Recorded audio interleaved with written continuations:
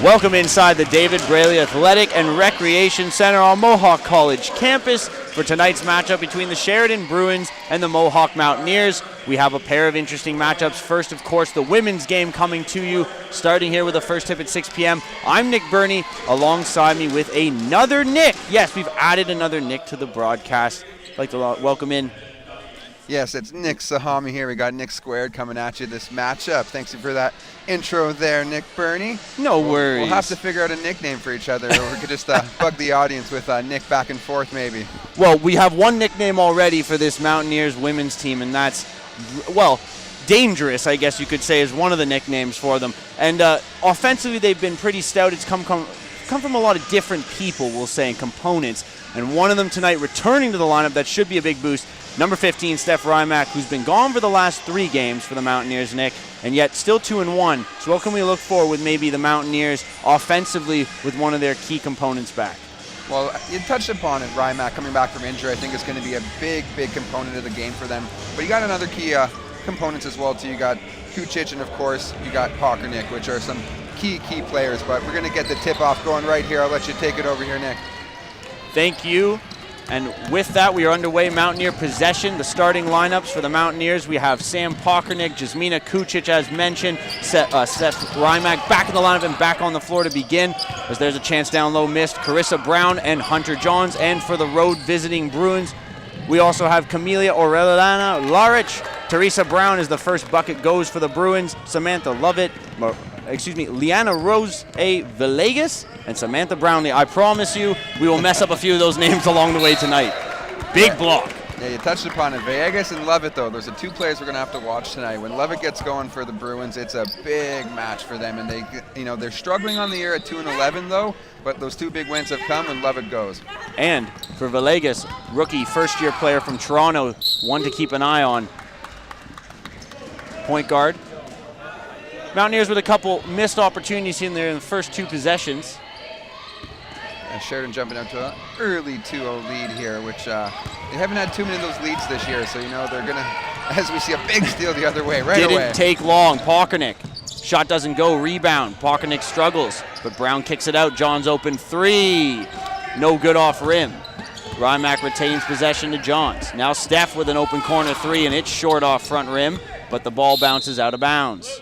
Rymack looking pretty active there, though, so it seems like she's bouncing back effectively in this first couple of moments here in this game from injury. And it looked like it touched off possibly a Mountaineer on the way out. So the Bruins begin with full court pressure from the Mountaineers right in their faces. Love it. Turning it over as she tried to find Aureliana Laric. If not, they will mark it Bruins ball off a Mountaineer. And in the early going, another slow-paced type of style of game. Kevin Duffy often puts the full court press on from the beginning moments. However, tonight, the Bruins in the first few possessions able to crack through.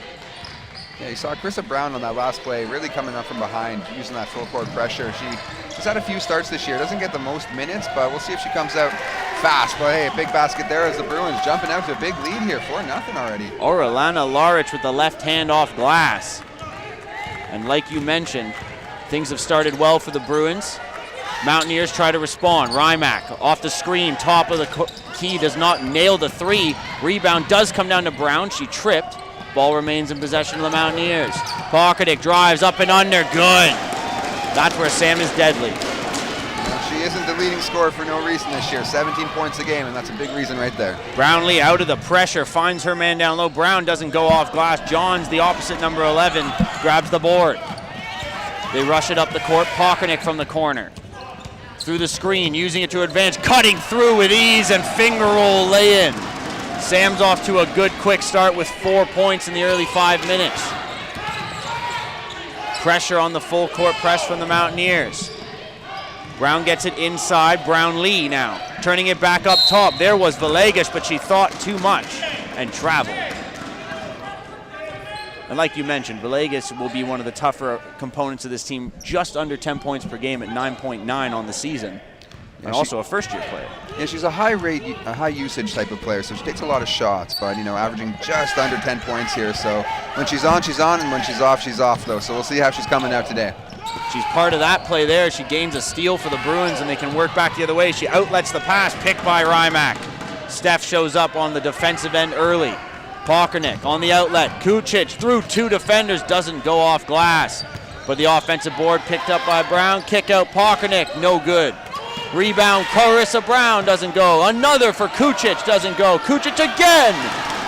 5th try. Mountaineers take an early 6-4 lead. Ball brought, excuse me. No, I was going to say, big rebound there for Jasmina Kucic. She's one of those big players down low with a lot of rebounds per game. 2 on that one, just on the offensive end alone. Brown through the pressure there. Kucic, good standing defense. Almost turned it over, but Pockernick picks up the loose ball. Sam Pockernick, forward with pace. Mountaineers not slowing down the pace of this one, trying to pick it up with every possession. Johns with the left hand off, and the rebound picked up by the Bruins and then lost out of bounds off a Mountaineer. Just rolled off the leg there, the Mountaineers players. We'll see it now go to the Bruins. Some substitutions. Shannon O'Neill coming into the game for the Mountaineers. Jakayla Douse also joins. And of course, Karina Brown on the court now. 3 substitutions. Villegas, as mentioned, high percentage of shots. Most probably on the team, I would imagine. I have to double check those numbers. But at the same time, on a lot of the losing teams we've seen this year, like Cambrian, who they just faced, there's a foul on the Mountaineers defensively. Yeah, no, you're definitely right there, Nick. Villegas with 13.5 shots a game for those 9 points per game, and a shooting percentage of 28. So, those high usage shots maybe not coming in the best spots, as we've seen a couple of risky shots even to start this game already. But she is on a team that doesn't score often, so they probably appreciate the shot going from her more often than most. It's a great point you touch upon. The teams, when they're struggling, to get those wins, you need players to step up and create their own shots. So as much as maybe the shooting percentage isn't there, she is creating her own shots, so you got to commend them that way. Pockernick off the inbound. Bounce pass to Douse. Douse inside down low. Karina Brown off her fingertips. O'Neill with the loose ball. Cutting into the middle. Goes with the right hand. Doesn't go. Douse the board on the offensive end. Put back good. Mohawk owning the offensive glass in the first 5 minutes here against Sheridan. Off to the side, it's Douglas. Taking a look. Mara Douglas trying to battle through the screen. Now dips it down low to Brownlee. She went up with the fake. Now grabbed on by O'Neill. Turns for a pass, and it went through the hands of of Harriet, number 24, and out of bounds.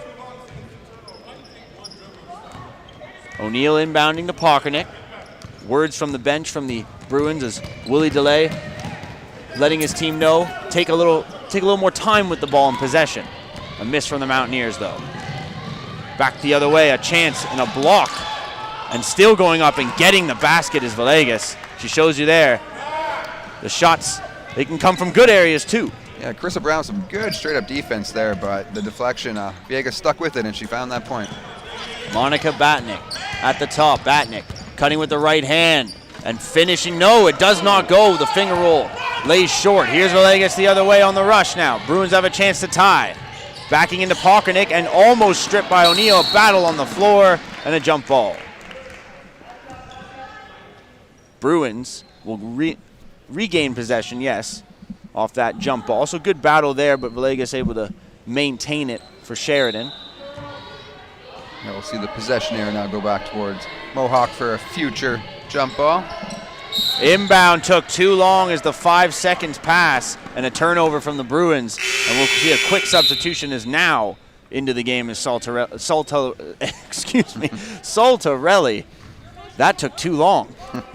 I might not have that one again. Jennifer, you may not have to.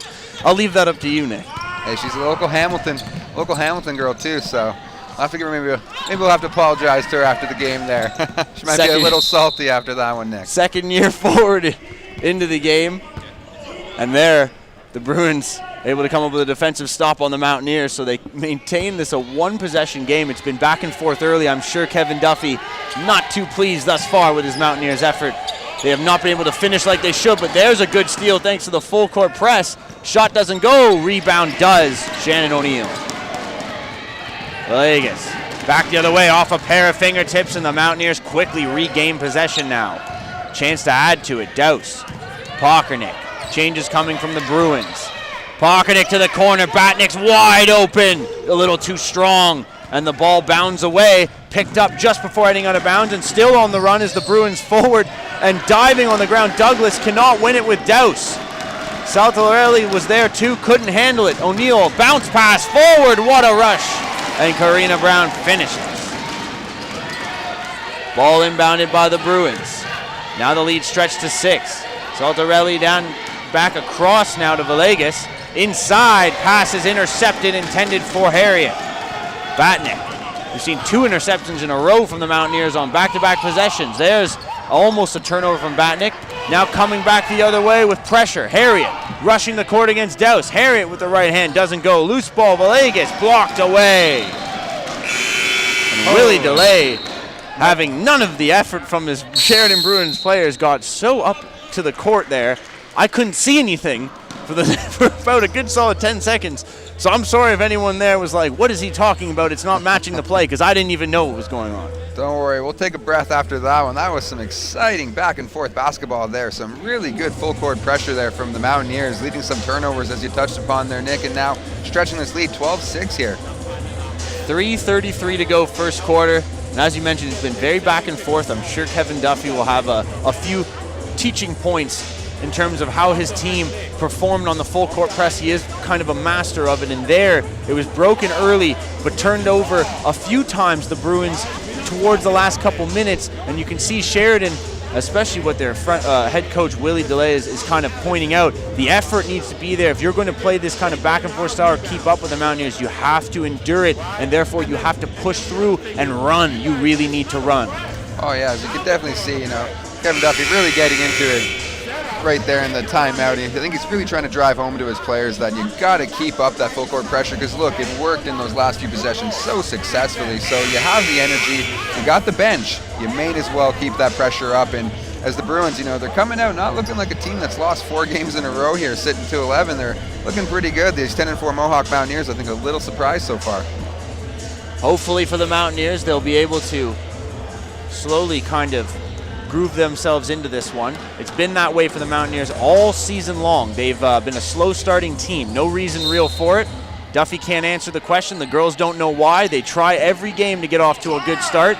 They've been slow in most games in the early going. Hopefully they'll find their way quickly into this one. There's a miss from the corner. An opportunity for Lovett doesn't go. She's one of the top scorers as well for the Bruins, but hasn't found her shot early on. O'Neill, Batnick. Batnick inside, looked for Pockernick. Pockernick took a shot from her own teammate Brown and missed the ball, and Brown has a little, I'm so sorry for that one, because that was a little bit of a cross-up on the routes, I'm sure. Yeah, it comes with being a bit of a spark plug. Karina Brown, she's all over the place, both defensively and offensively, and sometimes maybe get a little bit mixed wires. You can kind of run into your own player there. Ball moved forward quickly by the Bruins, and a travel/double dribble call on Raquel Dyer, the 5'4" Brampton native, second year on the team, playing OCAA basketball. Batnick will inbound. Coming up the court, Pockernick. Pockernick handing off. It's Batnick to the corner. O'Neill with a 3. Got it. Shannon buries. She loves those corner threes. Big splash there. Love it up court. Now here we see Dyer trying to feed on the run, or Relana Larek, but that one off a knee. So kickball will bring the ball outside for a touch, and a inbound for the Bruins. Oh, looks like we got Kucic and Johns coming back on with Rymack, who was offered just a quick little couple of moments there. And you had mentioned that Karina Brown has been a spark plug for the Mountaineers of late, and I'll tell you, she has been quite good in their last few games. She wasn't, well, no one was truly a standout against Humber, but against Cambrian over the weekend, she was one of their better players in both affairs. Big blowout wins for the Mountaineers as they look to build on those 2 victories tonight. There, unfortunately for the Bruins, Lovett unable to stay in bounds on the steal. Unfortunately for the Mountaineers, they will regain possession here at center. Yeah, Sheridan Bruins offense a little stagnant here these last few plays now. Stuck at 6 points here as this lead now has been stretched to 9, almost double digits here for the Mountaineers. Bruins haven't scored in over 3 minutes now. Turnover down low. Johns was looking for it in the middle. Back the other way with speed. Brown can't finish off glass too much. Back the other way, Rymack leads on Shannon O'Neill. Great bounce pass to Kucic in the middle, wide open. Wonderful look from Shannon O'Neill. I've said it about 6 times this year. They don't have a point guard. They have 3 or 4 on the floor at all times, mainly when you're playing Pockernick, O'Neill, Rymack, and well there, didn't matter who was on the floor, wide open underneath the Bruins with an easy deuce. They finally break the scoreless streak.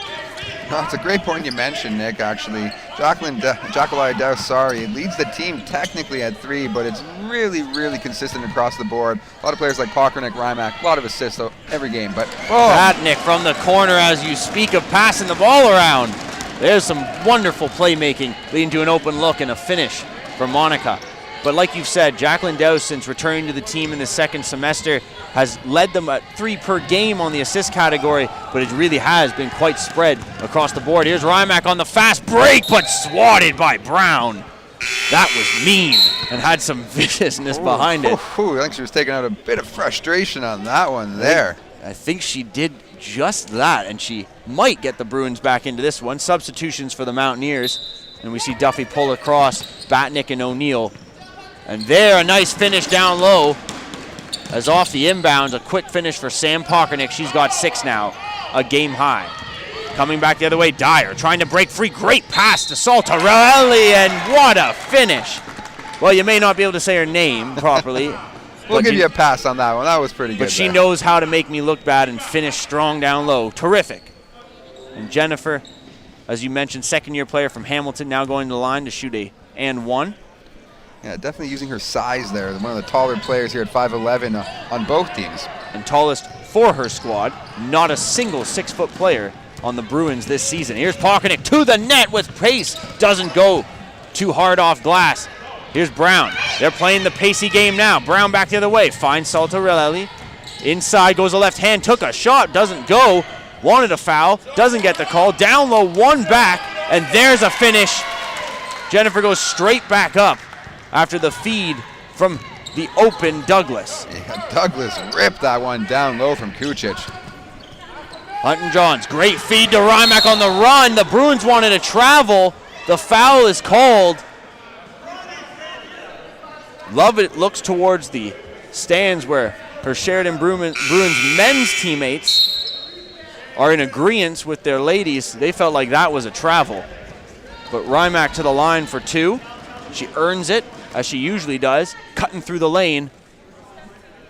Yeah, and Rymack shooting 70% on the year here, so she's pretty consistent from free throw. And I jinxed her right there, though. And we usually seem to do that on this broadcast. We always get a nice kind of occasional time to talk about free throw percentage, how well you're doing, how successful you could be. Well, we say could because by the time you get to that spot, we jinx it and ruin it for you. Dyer down low. Jennifer Saltarelli. Turn it over. Brown lost it to Rymack. Rymack on the run. Looks at Pockernick. Cuts to the middle. Gets the call again. Steph going to the line, shooting 2. Maybe we just won't talk about it this time. There you go. Good slash, and we'll say good luck on the free throws. So the Mountaineers clearly winning the battle right now on the boards, but also they're using that running game to their advantage. They're outpacing their opponent. And the Bruins, we know they're not a very good team in terms of record and what they've done to this point in time. But the way they started was hopeful, gave them some promise. Slowly they've been walked out of this one, and that promise is leaving the door quick. It's true. We mentioned, a key thing was going to be a hot start, and they did have that, but they've cooled off almost, and it's kind of offsetted it just as much as that hot start was there. But, hey, back in action as we get it going here. And with the final seconds ticking away, Lovett won't get it off. It doesn't go regardless. 24-12. The Mountaineers have doubled the Sheridan Bruins through a quarter of play from the David Braley Athletics and Recreation Center.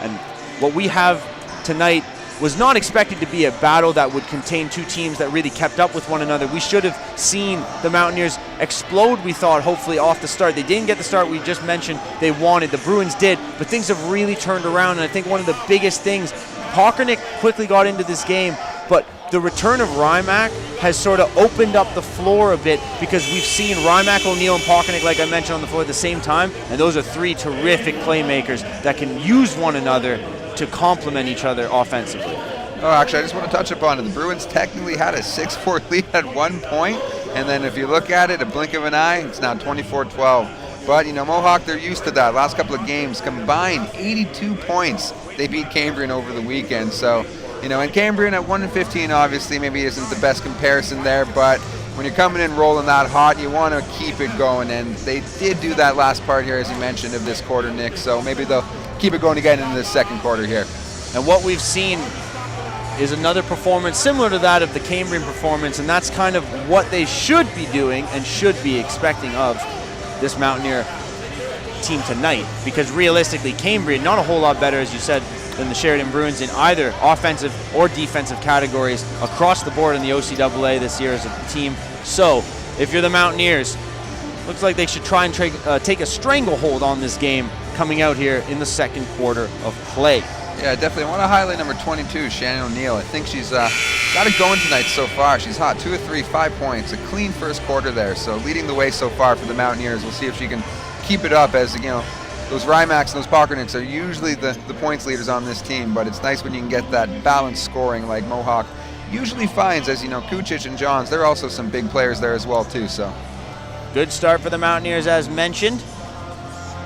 And when we get the second quarter tipped off, it will be Mohawk ball to begin. Carissa Brown will inbounds.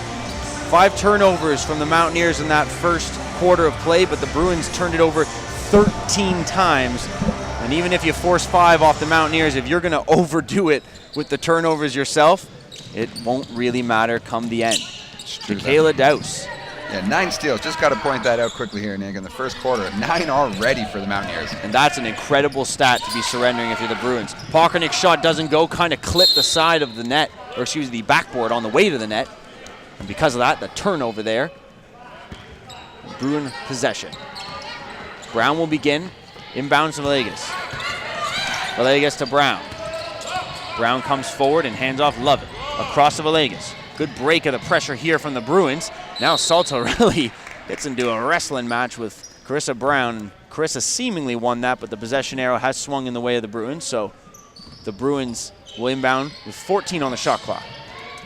Carissa Brown is almost like every ball is hers out there. She's everywhere. She has been one of the better defenders in the OCAA, and it might not be technically in the stats, but overall, if you want to say who's a tough defender to go up against and score, I would not want to play Carissa or Karina, as the shot clock winds down because of terrific 5-man defense from the Mountaineers there.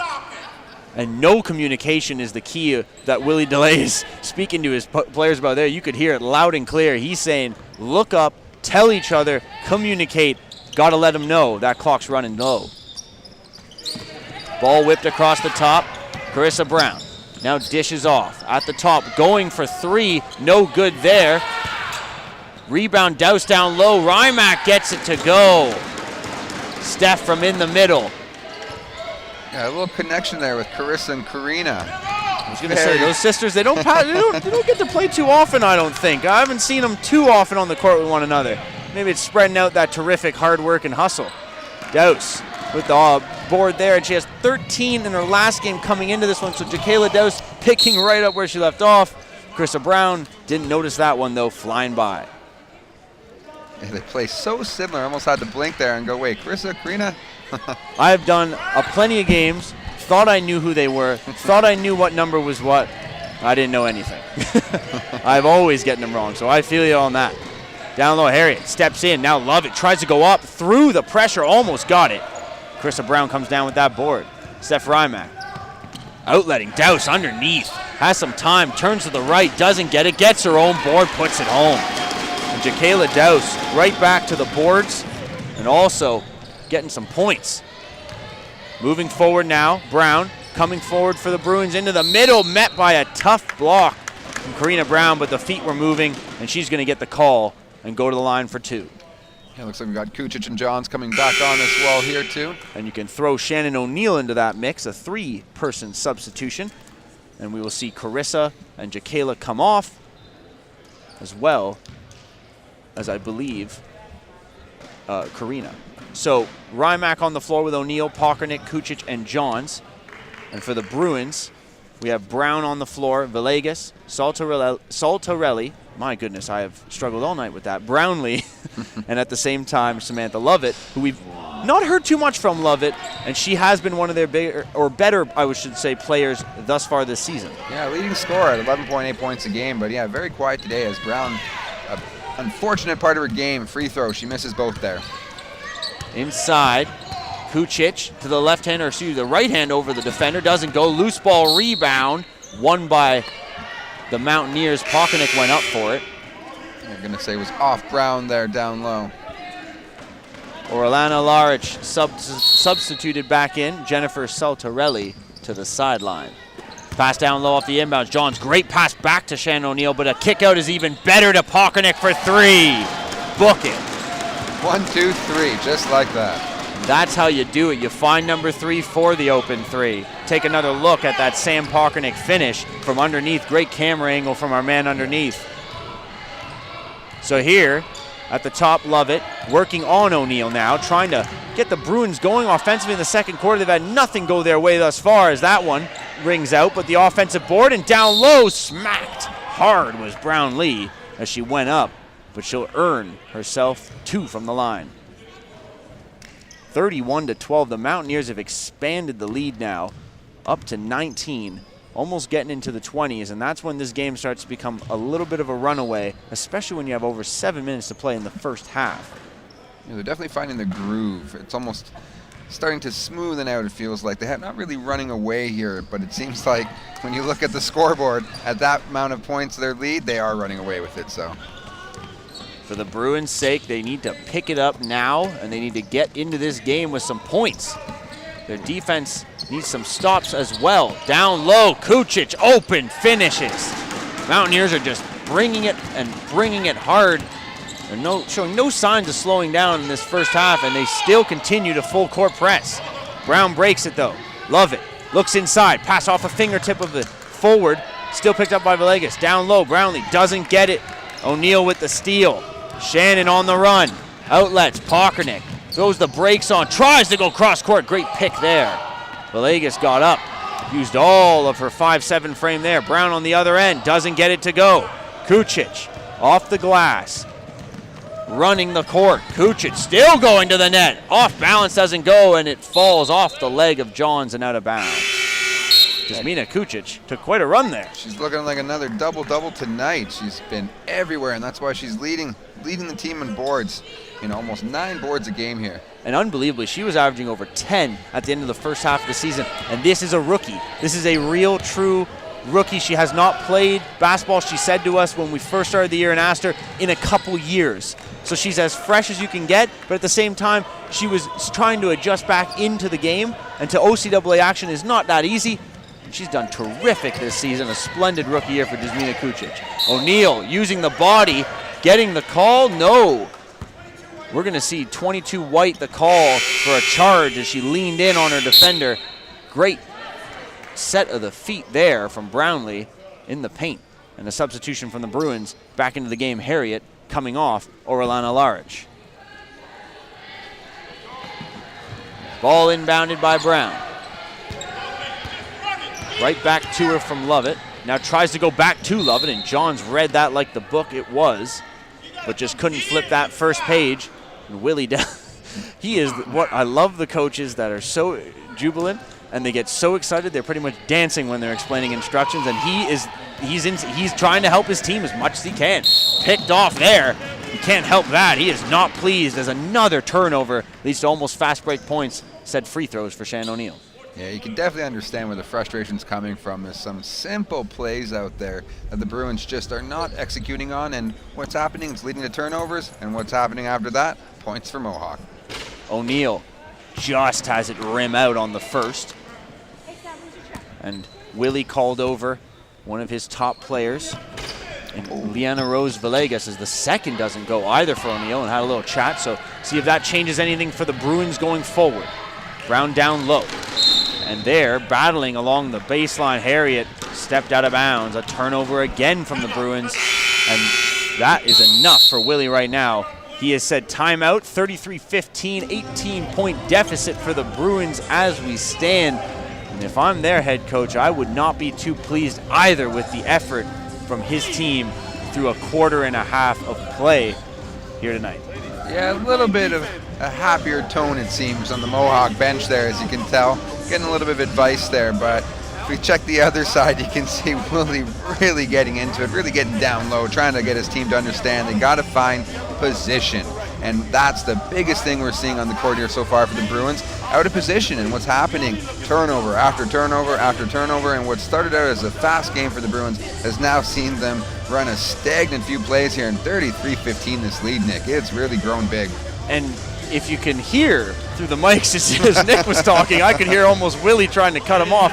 But like you said right there, it's going to take quite a bit to turn around this game right now. There's too much going against the Sheridan Bruins. The Mohawk Mountaineers are not exactly firing on all cylinders, but they've been getting back. They're playing good hustle defense. They're getting in front of their men, and the turnovers have been just awe-inspiring in the first half from the Mountaineers' end, but I think it does come a lot of the blame on the Bruins for how little they've really possessed the ball, or how little care, I should say, they've really taken when they do have possession. They definitely are looking like the young team they are, and usually when you see a team struggling like they have been at 2-11, there's going to be a lot of young players, and predominantly got first years this year so far. So Willie, I think he's just trying to work through those growing pains, let them struggle to experience, right?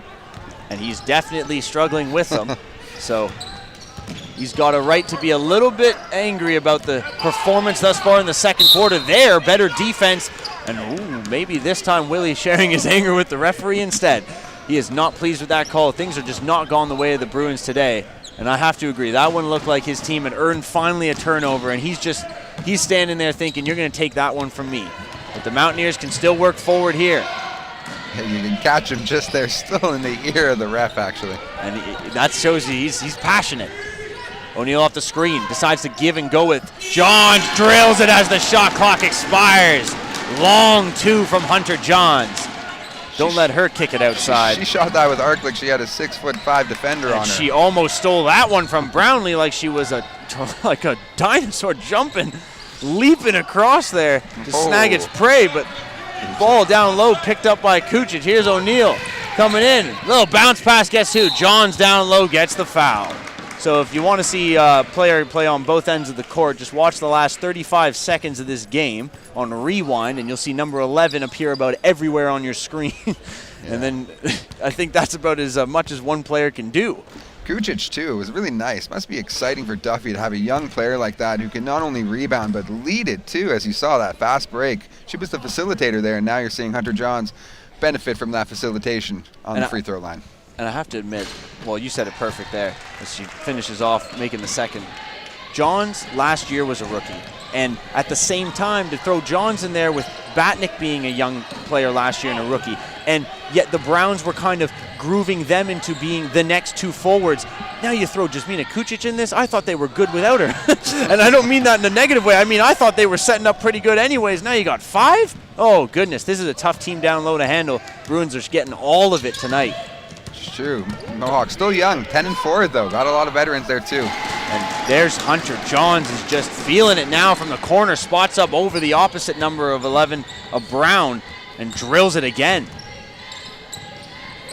Brown under pressure, does escape. Villegas finds down low, Harriet wide open. And that finally gets the Bruins back on the board after a couple minutes again of stagnant offensive play. It has really been point, couple minutes off, maybe a point, and that just can't work for the Bruins tonight. Yeah, they've only scored 5 points this whole quarter so far. O'Neill cutting against her opponent, threw it up a little wildly.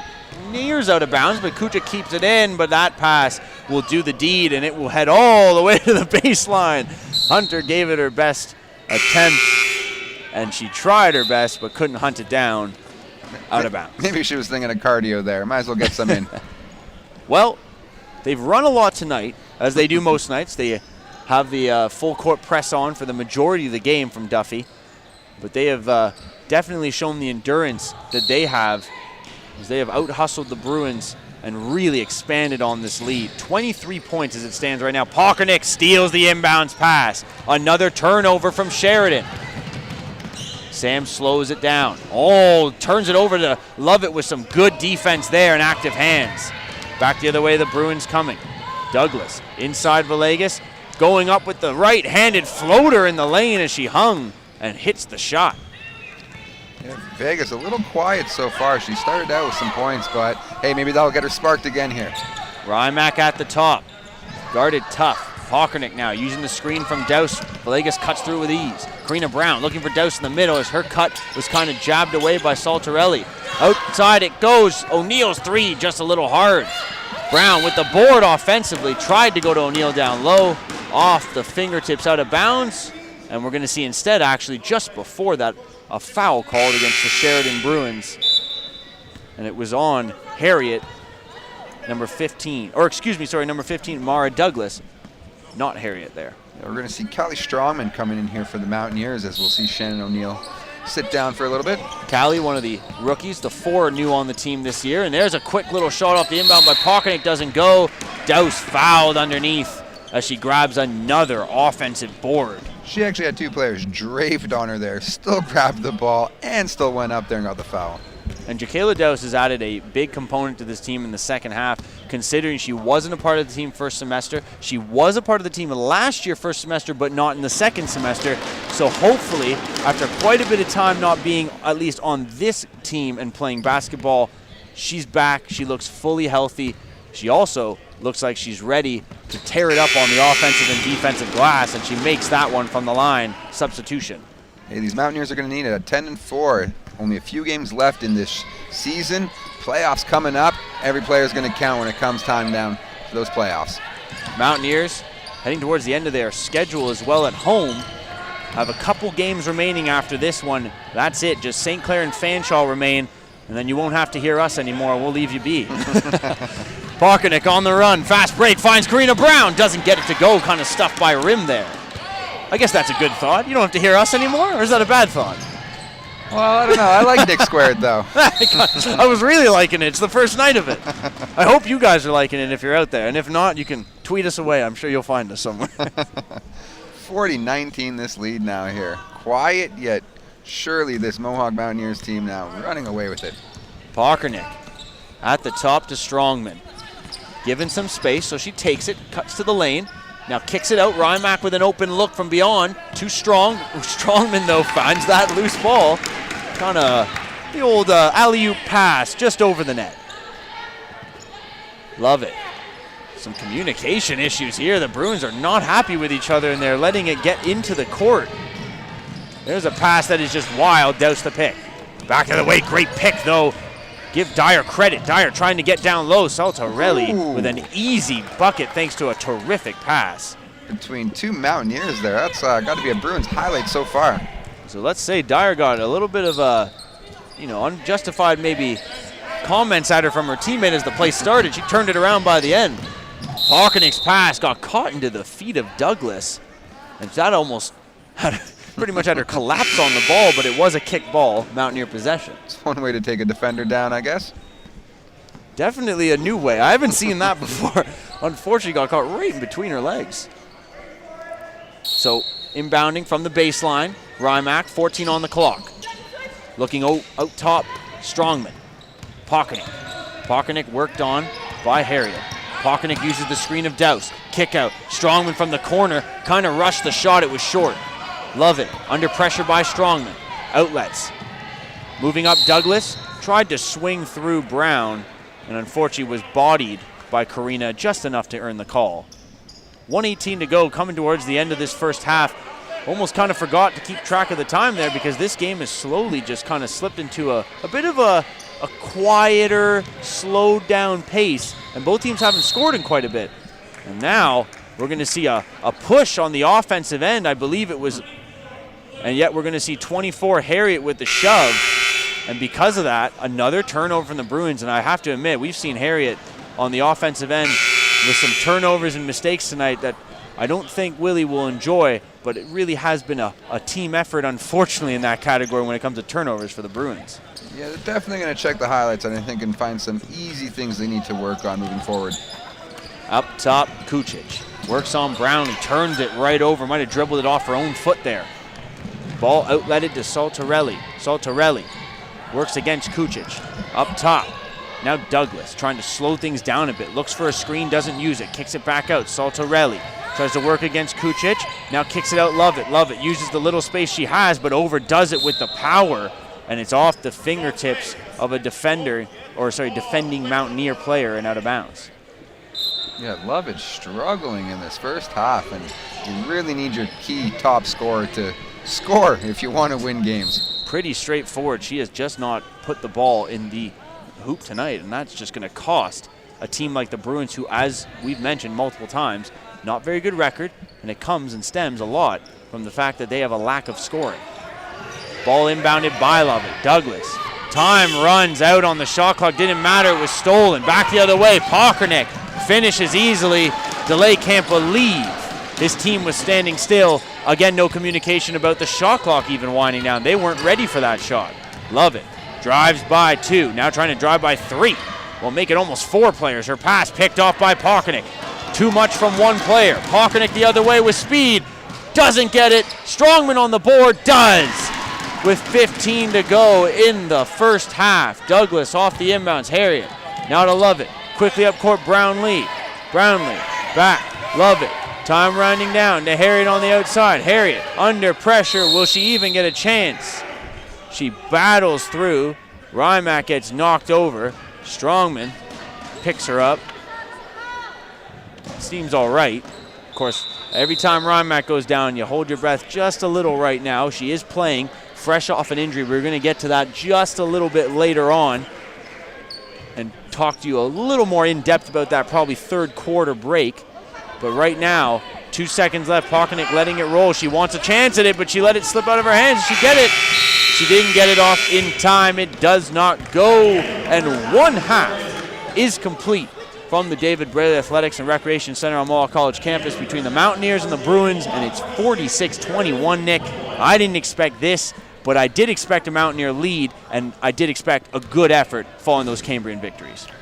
Yeah, they started out fairly good, the Bruins. 12 points, obviously on the Mountaineer side, 24. They really finished strong in that first quarter, but they put it on in this second quarter to take this first half, a 46-21 lead here. When you're only scoring 9 points in a quarter like the Bruins just did this last quarter, you're going to really find those struggles compound, and what happens when they compound, you're going to find yourself too far behind to make it up, and I think that's where we're almost at already, Nick. Well, that's some terrific insight, because they need to turn it around second half on both ends and limit the turnovers. We're going to bring in some first half highlights for you, and now we will send it up and take a break. We'll be back. Second half action live on Emily.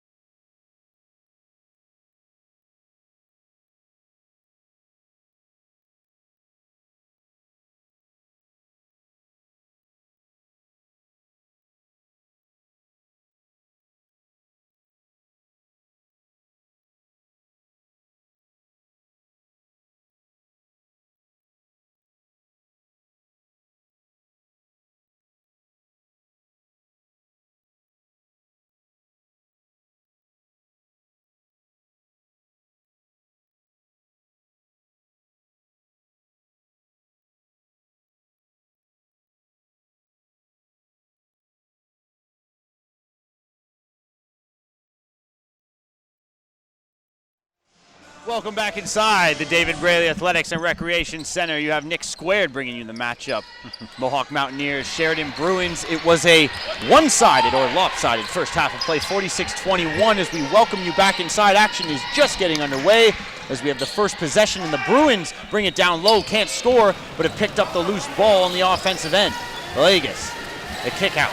Now at the top, Lovett finds Brownlee heading towards down low, and Brownlee can't get that shot to go.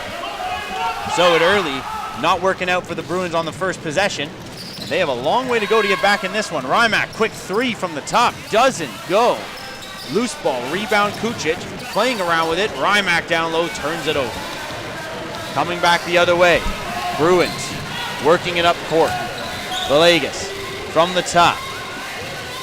Vegas working, looking for that screen, doesn't use it. Now forced back. Brown at the top off the pass, guarded by Carissa Brown, and that shot short and falls out of bounds before Brownlee can poke it back in. Some exciting play back and forth there. Not much to show for it for either side, though, but hey, both teams coming out hot, it seems, with some energy to start the second half.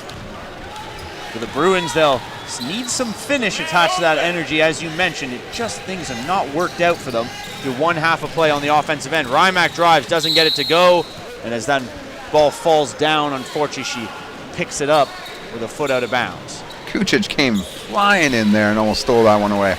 And we've had a couple quick turnovers from both sides here in the first few possessions.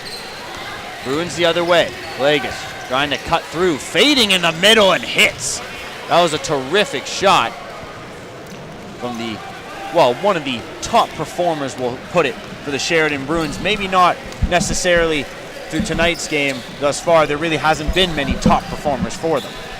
Pockernick off to the side. Up top, Rymack. Rymack working against Brown. Rymack dealing with some pressure, does not get a call, turns it over. Brown the other way on the fast break. Working against Johns, doesn't get a call either. Good defense, Hunter Johns stayed straight with it the whole way. Pockernick. Across court pass, Rymack open three, doesn't go off rim. Johns with the board on the offensive end and a putback. And she took a shot before she made that. Big rebound. Hunter Johns was hunting for that one. Brown across to Vegas, and a time violation. Bruins were just so casual about bringing the ball up the court, and they just got caught really there, being lackadaisical. So another turnover as if they needed any more. I was going to say, that's 24 for their team already here. Kucic gets that one to go on the turnaround down low. Up the middle, pass goes. Bruins working it through Larich, now swung around. Vegas finds Brown in the corner, working on Carissa Brown. Brownlee steps back for the shot, too high. The arcing shot misses off glass. Hunter Johns now working against Lovett. Ahead, Rymack, forcing her way to the rim, doesn't get it to go. Loose ball rebound picked up by Kucic, found to Brown, and Brown unfortunately able to not get that one to fall either. Vegas on the run. Looking inside, Brownlee pass tip, Kucic steals it, trying to get a hold of it though, turned it right back over. Vegas working in on Johns, knocked away by Hunter Johns down low, but that pass almost turned over. Kucic able to pick it up. Almost looked like a blocking foul there on Johns, but she got away with one, it seemed. But advantage for Mountaineers there. I'm sure Kevin Duffy and his team will take that, although they've had a lot go their way tonight. Brown on the fast break, finds Larich down low, doesn't get it. Lovett does on the second chance. Yeah, Lovett needs to come alive here in the second half if the Bruins are going to do anything to put a dent into this massive lead here at 25 now for the Mountaineers. She's finally shown up. And there, Pockernick sliding through, tried to get through the defense. Lovett doesn't have any appreciation for the effort there from her teammate. She's not very happy, and she has clearly got reason to be. They are really not moving. The rotation isn't happening on defense, and you get plays like that where Pockernick is able to just find that hole when really that hole shouldn't be there if the rotation is set or covered for by a teammate.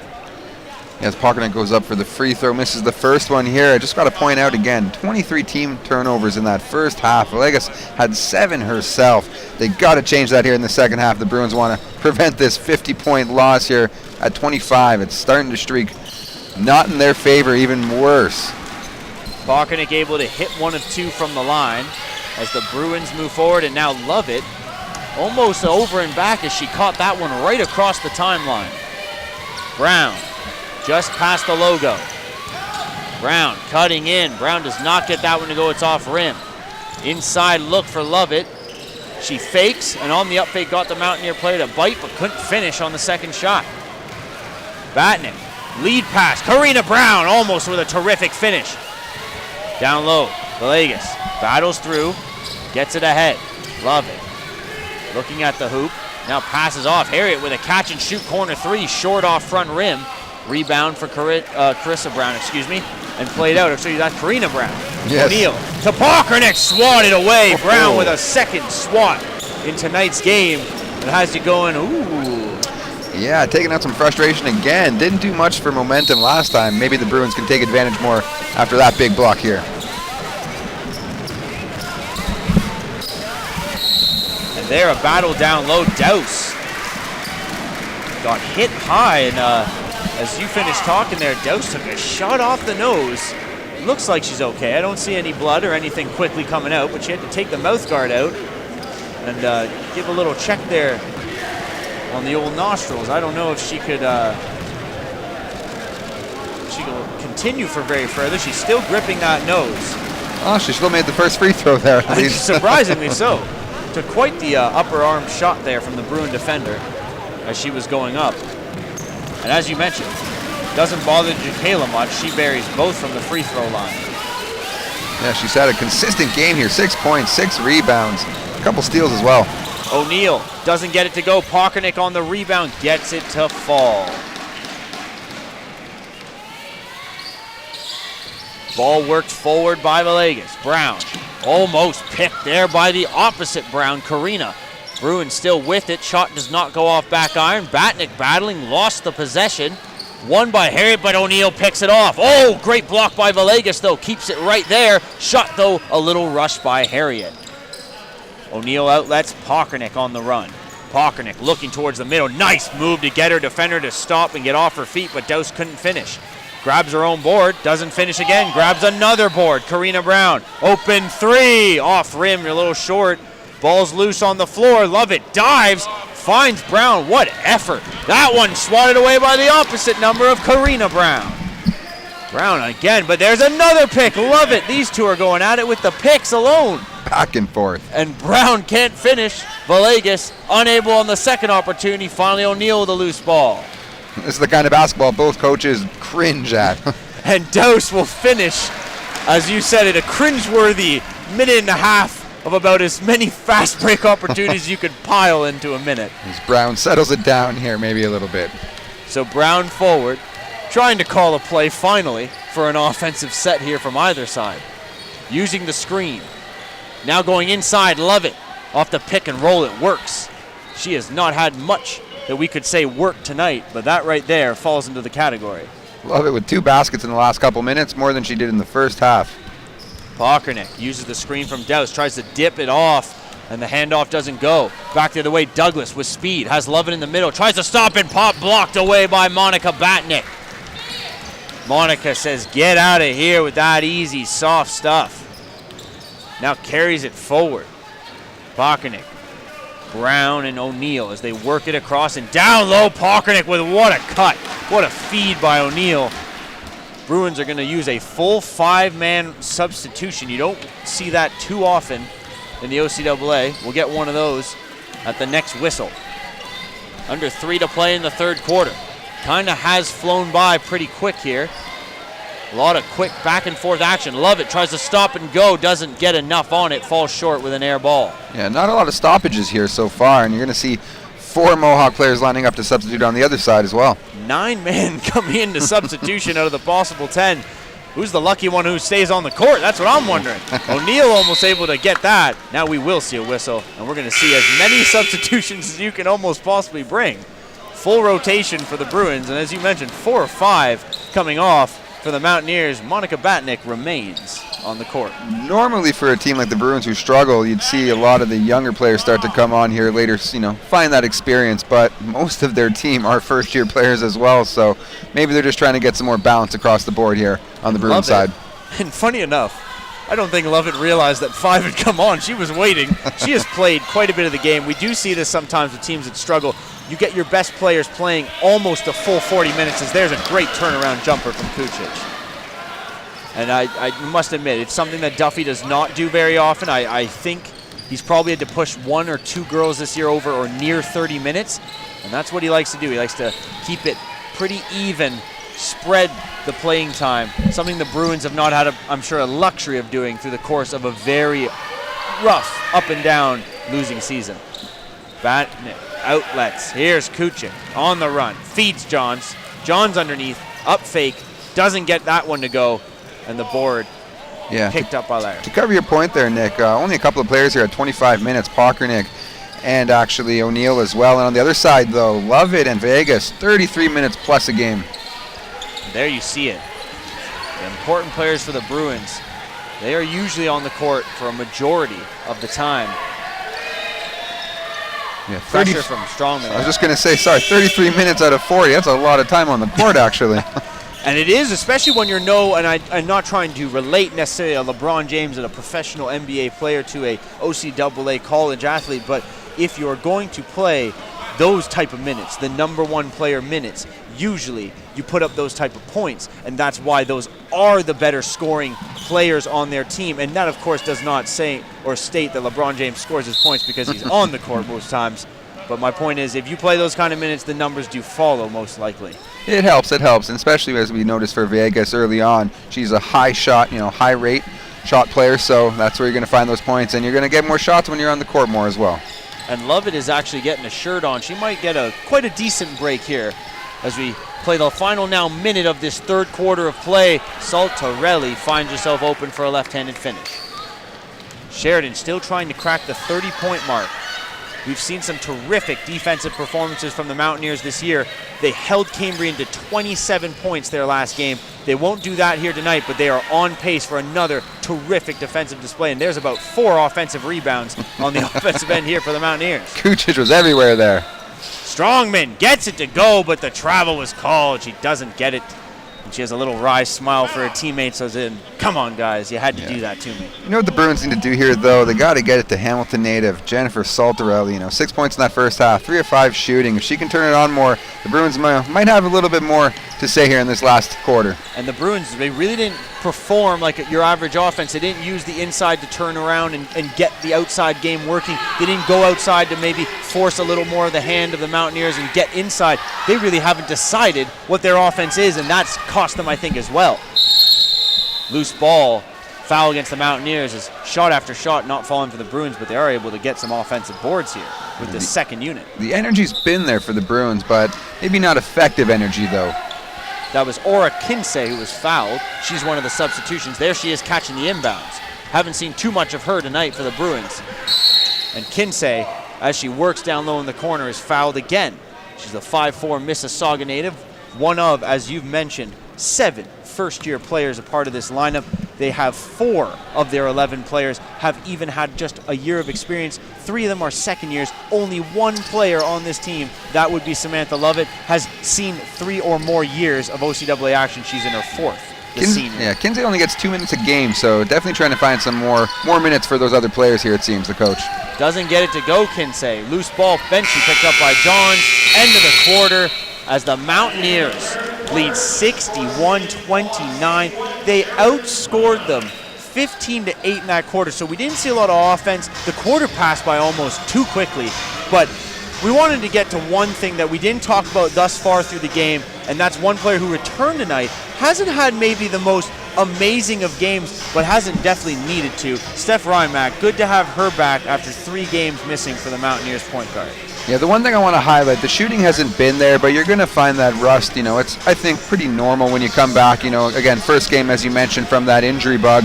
But the one thing I think that we really should take some solace, especially from her side, free throws. She's getting to the line, she's slashing, she's had a couple of moments where maybe she could have got the call there, but didn't, which, sometimes I think the refs realize when a score is starting to get a little out of hand, you can keep the game moving a bit, but it's nice to see that she has that mobility down low specifically. And as you mentioned, didn't have a great start to this game, was 1 for 6 shooting in the first half alone, but she is getting to the line, and that's a key, especially when you usually come back from injury. A little bit of hesitation and fear to maybe knock bodies. Steph has shown none of that through 3 quarters of play, and neither have her Mountaineer teammates, but their opponents, the Sheridan Bruins, clearly behind the 8 ball, not only in points, but in ball possession. You've mentioned it multiple times tonight, so I hate to get you running over it for about the 7th time, Nick. But turnovers have cost this team. Oh, yeah. And then, like we just mentioned towards the end of the third quarter, one thing we're probably going to look at a little more, they just really don't have an offensive set, I've noticed. There's been no true bring the ball into one player, like you said, get that ball into Saltarelli, let her dominate a little down low, and if she attracts attention, kick it out. But there's been none of that tonight. Yeah, we're actually going to see Saltarelli start the quarter here as well, too. The first time she's actually started the quarter. So maybe the coach realizing she can maybe do a little bit more. But, 30 turnovers. They added another 7 in that quarter. 21 steals on the flip side for the Mountaineers. That is the biggest reason, and facilitation for the Mountaineers as well, why the Bruins are down so much here. 14 assists for the Mountaineers to only 7 on the Bruins side. And their shooting percentages, pretty similar. 35 for Mohawk and 30% on the Bruins side. So when your shooting percentages are similar, it's those other little parts of the game. And that is exactly the storyline that we've built for you tonight. And it couldn't be more to the T. Bruins just turned themselves over this one and turned away their chances of winning early. However, still a quarter of play. And as it starts, the Mountaineers have stretched the lead now to 34 with their first bucket. And Lauren Dubois, one of the new Mountaineers in this second half of the season, added to the team, number 35, just missing on that pass. The Brantford native a little outstretched there from her teammate. Yeah, Kucic went off in that third quarter now. 10 points, 12 boards, double-double for her tonight already. Jasmina almost feels like we take it for granted, especially myself, with the way she's played. Almost every game has been a double-double. Almost every game, at least probably a minimum, I would say, of 7-8 boards at home, probably on average, on the offensive end almost. That's incredible. And there, quite a nice finish from Steph Rymack all alone. We just got talking about Steph continuing to attack. Yeah, you can see she's actually on the court with a lot of players, a lot of the bench players on the Mohawk side. You know it's going to be conditioning-wise for her now. Obviously, Kevin Duffy realizing you can get her out there in low-risk situations, get that conditioning up. And there, a chance down low, turned away. Orlana Larrick has not had success against Jakayla Dowse tonight. Dowse has been all over the glass. Very good down low, much like Kucic. Those two, we've had a lot of name calling on second, third, and fourth. Even, I didn't know this existed, 5th and 6th chance opportunity points. Dyer off the inbounds. Tries to step back against Rymack. Rainbow shot too high, arcs off the top of the backboard, but the loose ball is scored. And the Bruins get their first points of the quarter. They've over the 30 mark finally at 31. Yeah, 27-5 on second chance points for Mohawk. That is, I think that's a number that even Greg Popovich would have to point to and say, you're not winning the game now. And it's just too clear. Coaches know you don't like to see that kind of gap. A plus 15, as that is a plus 18 gap in the turnovers. Or sorry, second chance points or the turnovers. Both two categories, you just can't lose. Both massive gaps here today. And again, a big reason why Mohawk is going to look to solidify this win here in these last several minutes. 24-point advantage. Dyer, another spot and shot. Gets it to go. Left-handed shooter. Clearly likes the left side, angling herself there against Rymack for a pair of opportunities in a row now. Dutrazak running the point. Dubois across to Brown. This is Karina cutting off the screen. Hard to the hoop. Karina with the right hand makes it look easy. Dyer back up the court for the Bruins. That was quite the slashing cut there from Brown. That was nice. Oh, a nice steal at the top off Brownlee by Rymack. She turns on the jet. She's gone. Easy deuce. Steph now starting to pick up some points here, working, as you mentioned, with the backup squad. But against this backup Bruins squad, she's showing them exactly why you are always worried about 15 when she's on the court. Almost a 40-point lead here, and Mountaineers not letting up. Ball inside now. Saltarelli tries to go left hand, doesn't get it. Gets her own board though. Works a foul off of, I believe, well, it could have been Brown or Douse there, but she's going to the line shooting 2, and it's going to be in the end Jacayla Douse who gets the call against. Yeah, Saltarelli 4 of 6 tonight. Very efficient for those 8 points as she's going to look to get to double digits here. And one of the few bright spots on the turnover side. Only 1 turnover tonight, so you know that coach is going to be a little bit happier with her than some of those other players. So Rymack comes off as well as Dubois. I think Coach Duffy wanted her to get a little feeling back, get a little confidence. 2 steals, 2 easy fast break points. All right, you can come off. You can take a seat now. Don't worry, Steph. We've seen it. You've done your part. I think she's good now. Onto the court, though, also Shannon O'Neill and one player we haven't seen tonight with the ball currently, Danielle Datskew, the rookie. She's had some good performances when in spurts she's reached the court, usually later in games in leads. That one doesn't go from Danielle from long range. O'Neill battles for the offensive board, doesn't get it to go, but knocks it off of the opponent. Great play, knocking it off of Aura Quincy. Very, very smart there. She was able to throw that off the Bruins player. More changes for Duffy's team. Douse and Karina Brown hit the sideline. Johns and Kucic check in. All 5 coming off for the Bruins. A full wholesale change, including Saltarelli, the Hamilton native, taking a seat. Yeah, you're seeing most of the starters come back on here now for the Bruins, as I think they're going to look to really finish strong here in these last few minutes. Try and pick up possibly some momentum going forward into their next game. There's a miss down low from Johns. Still possession in the Mountaineers' case. Another second chance point opportunity on this set, but they do turn it over there. Harriet to Brown. Brown up the court. Brown looks inside, gets Douglas left-handed finish, good. Datskew inbounds, and the Mountaineers will move forward. So that was some better work there quickly from the Bruins, going inside and getting a good easy look. And Datskew here turns it over to Lovett. Now the Bruins are making something happen, but Lovett just gave it right back to her. Pretty much put it right in Datskew's hands, and Johns tried a little handoff to no avail. Lovett with 2 steals and almost 2 turnovers instantly there. Won't often see this kind of basketball, but I will say when you're down as much as they are, you kind of rush, I guess, a little bit. This is scramble ball here, I think, on both sides a bit. And it's showing up more. Datskew picks off the errant pass that kind of hung up in the air above her head. On the rush, throws it up, doesn't get it to go with the left hand. Good attempt from Datskew.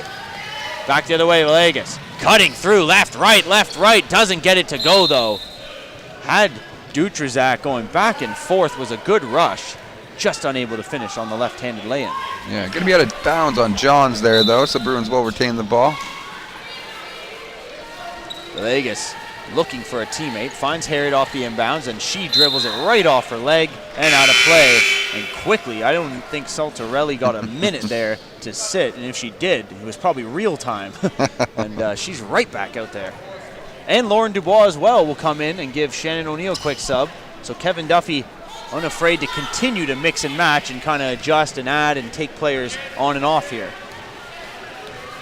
Yeah, it's kind of nice. He's getting some unique looks, I think, out of his setups on the court. You know, not the most typical lineups here, so maybe some advanced scouting on his own side for some potential lineups in the future. Kucic, kick out, Dutrazak, nice up fake, then a beautiful little feed that just outstretched Jasmina Kucic and off her fingertips and out of bounds. Bruins coming back, trailing 32, as we work towards the midway point of the 4th and final quarter here of action on M-Link. If you're watching on our YouTube channel, Lauren Dubois, almost 8-second violation is what they wanted on the sideline for the Sheridan Bruins. They won't get the call. There's an offensive board for Kucic. Another down low for Datskew, and she took a shot. And we're going to see, I believe, 2 shots, I would like to think, for Datskew. I think they'll call her on the way up. Nope, they will call it on the baseline and inbounds. Yeah, the Bruins coach, I think also he wanted to see his players really take advantage of that dead ball and jump on the player. You know, I touched upon it earlier. Effective energy, effective use of the energy has been a bit of a miss here for the Bruins. They've shown energy at times, like you said, just not at the right moments or in the right cases. Lauren Dubois, a little out of control there, but the blocking call goes against Douglas. Yeah, well, that looked a little painful, to say the least. I'm a little surprised there's no argument there from the Sheridan sideline. I would have thought that one was a little more questionable. So Dubois gets to go to the line. She'll get to shoot 2, and she rims out the first. Lauren, one of the new players on this team, hasn't had too many opportunities to hit the court in the first few games. Again, they had a matchup against the Lambton Lions following a Niagara College visit where she wasn't even a part of the team. Then against Humber, of course, you're playing the Hawks, #1 ranked in all the OCAA and CCAA. She misses both free throws and that shot there. And so she hasn't really just had her chance to slowly get into game action. But against Cambrian and here tonight, getting to touch the court a bit. So nice to see Kevin Duffy gets time for those who not usually getting their minutes. Chance down low, John swats away Douglas. Big block there, and I just want to point out Dubois was actually perfect from the free throw line up until those couple of misses. So maybe you got to find a bit more court time for her, though. I had to go and tell a story about Lauren, and while I was telling her a story, I distracted her from her job. I'm always ruining the free throws. Ball work back up court.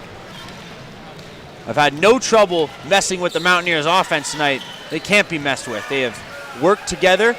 They have found the open shots. Dutrazak another, doesn't get it to go. Well, there's another open offensive rebound and a putback for the double-double of Jasmina Kucic, boosted a little more. Yeah, they're almost tripling the offensive rebound totals here. The Mountaineers at over 30 offensive rebounds now here on this game, and they have almost 25-plus rebounds, almost 60 rebounds here. Total team compared to under 30 on the Bruins side, so that's been a big reason why that Mohawk team has also retained the ball and led to that facilitation, those big assists as well. And the Bruins with a timeout called just past the 6-minute mark of this fourth and final quarter. Mountaineers are going to go to 11-4 on the year. If they win this one, they'll have about 3 games left. That'll be 1 road visit and 2 home matches for Mohawk remaining. And that means St. Clair and Fanshawe coming in with a matchup on the road here in Hamilton still against Redeemer. A lot of people don't know Redeemer from Ancaster area, so a local rival battle. And with those 3 games, you're facing a St. Clair team you won, a Fanshawe team you won, again, both games on the road, but you actually lost to Redeemer. So I would say the Mountaineers and Duffy look at these games like they should win them all out. Now, if you have a chance to go 14-4, that could still put them in the top 2 of the West Division. They are in 3rd currently, / battling for 3rd with Fanshawe, I should say, as they come in tied. So the opportunity is there. I don't think Humber is being caught. I don't think they're losing 4 straight games. But I think if the Mountaineers can use the win like tonight and the wins they had on the weekend and continue the roll of momentum, we could see them shoot for 2nd. Yeah, they really need to take advantage. And as you mentioned, Redeemer actually surprised the Mountaineers on both the basketball and volleyball side earlier this year. So you know they want to get that one back. Yes, Redeemer hadn't beaten the women in 4 years in basketball. I know in volleyball, I believe it had been over 4 years, if not ever. And on the men's basketball side, they had never won and still pulled that off. So yes, Redeemer with quite a few upsets this year against the Mountaineers. That'll be a definite rematch that the Mountaineers have circled on their calendar for a while. But sorry to interrupt here, Nick. You touched upon a big one, though. Fanshawe, last game of the year, Tuesday, 21st. Mark that one down on the calendar. Right now, both of them are tied at 10-4. And there's a bit of a logjam at the top of the West Conference here in OCAA. We got Fanshawe, Mohawk 10-4, Niagara at 10-5, right behind. But as you mentioned, St. Clair at 11-3, very catchable for that 2nd spot. Niagara, we all remember. Mountaineers beat them both times this year. The first one was here at home. It was taken away from them by the OCAA due to a misuse of a suspension where Kevin Duffy did not realize he had to sit out the game. Mountaineers would be already at the 11-win mark without that game taken away. Maybe that haunts them against Niagara themselves coming towards the end of the season. But like you said, 2 weeks from today, what a matchup versus Fanshawe right here at the D-Bark between the Mountaineers and the Fanshawe College Falcons. Yeah, you know that one definitely eats at the Mountaineers. Even Kevin Duffy himself said at the start of the year that he thought he followed protocol and had done everything by the book, and he may see it come back to bite them a little bit here at the end of the year. Chance there down low for Douse. She draws the foul with just about 3 minutes to go. But yes, good point. The logjam atop the West, not actually usually this tight in the divisions. I really, over the last couple of years being here and being part of Mohawk College, the women have obviously had a little slightly better records at this point in the year, losing only 2-3 games in total over those last couple seasons, 16-2, 15-3. They're on their way to possibly 14-4 as there's another miss down low. But the logjam of 4 or 5 teams available for the top, maybe not first spot, but those second, third, fourth, fifth spots, unbelievable to see, but also good for the OCAA. Yeah, it's going to be an exciting month of basketball here leading into the end of the season. If you want March Madness, we got February Madness for you, just a little ahead of time.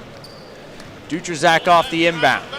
Final 3 minutes of play. Mountaineers kind of going through the motions a bit in this one. Putting the 11th win behind them here in the early part of this year. Dubois down low, Douse looks outside. Corner three, chance for Brown, just rims out. Chased down by Brown, but it falls to Dutrzak, her teammate. Now she looks inside, a pass off the hands of a Bruin defender and out of play. Bruins give them credit. Third quarter, they didn't score much, but they kind of brought the game a little tighter. We're outscored 15-8. And in this quarter alone, they've only surrendered 10 points and scored 9. So they've been right with the Mountaineers in the fourth quarter, being outscored by just 1. Villegas from the top, trying to set a play, call it and switch it up. Villegas working with a screen here. Tries the long-range triple, got it, book it from the top. That looked pretty. Maybe you needed a little more of that a little earlier today. I think she's 3 quarters too late, but a lot of it right now for the Bruins is building momentum, as we've talked about going into their next matchup. Still a pretty shot, though. Looked good. Villegas again up the court, moving with speed. Tries to cross over Dutrzak, but she stays in front of her. Good footwork. To the corner, Saltarelli, spot shot, quick, drills it.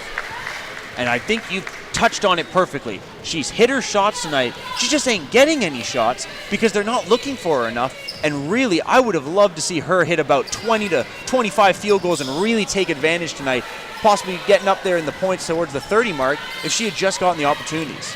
You know, it comes back to facilitation. You know, what Mohawk has on the other side. No one, you know, so many point guards, it seems, so many facilitators. And what the Bruins were lacking a bit on the other side, I think, has really hindered them here. You know, as Villegas, good pass there. You know, maybe need a little bit more of that facilitation today, though. Saltarelli unable to hit. Loose ball. Possession will be won by the Bruins as we're under a minute and a half remaining. Winding this one down, the Bruins most likely, unless they can quickly put 7 together, are not going to hit the 50 mark. And the Mountaineers, I think now 5-6 times this year, have held an opponent under 50 points. It's quite impressive, the defensive displays that Duffy has gotten this pretty fresh team to put together. And they, again, holding another opponent to an extremely awful night of shooting and scoring. Douse down low, turns, finishes. That'll add 2 more to the Mohawk scoring, as they hit 73 points now.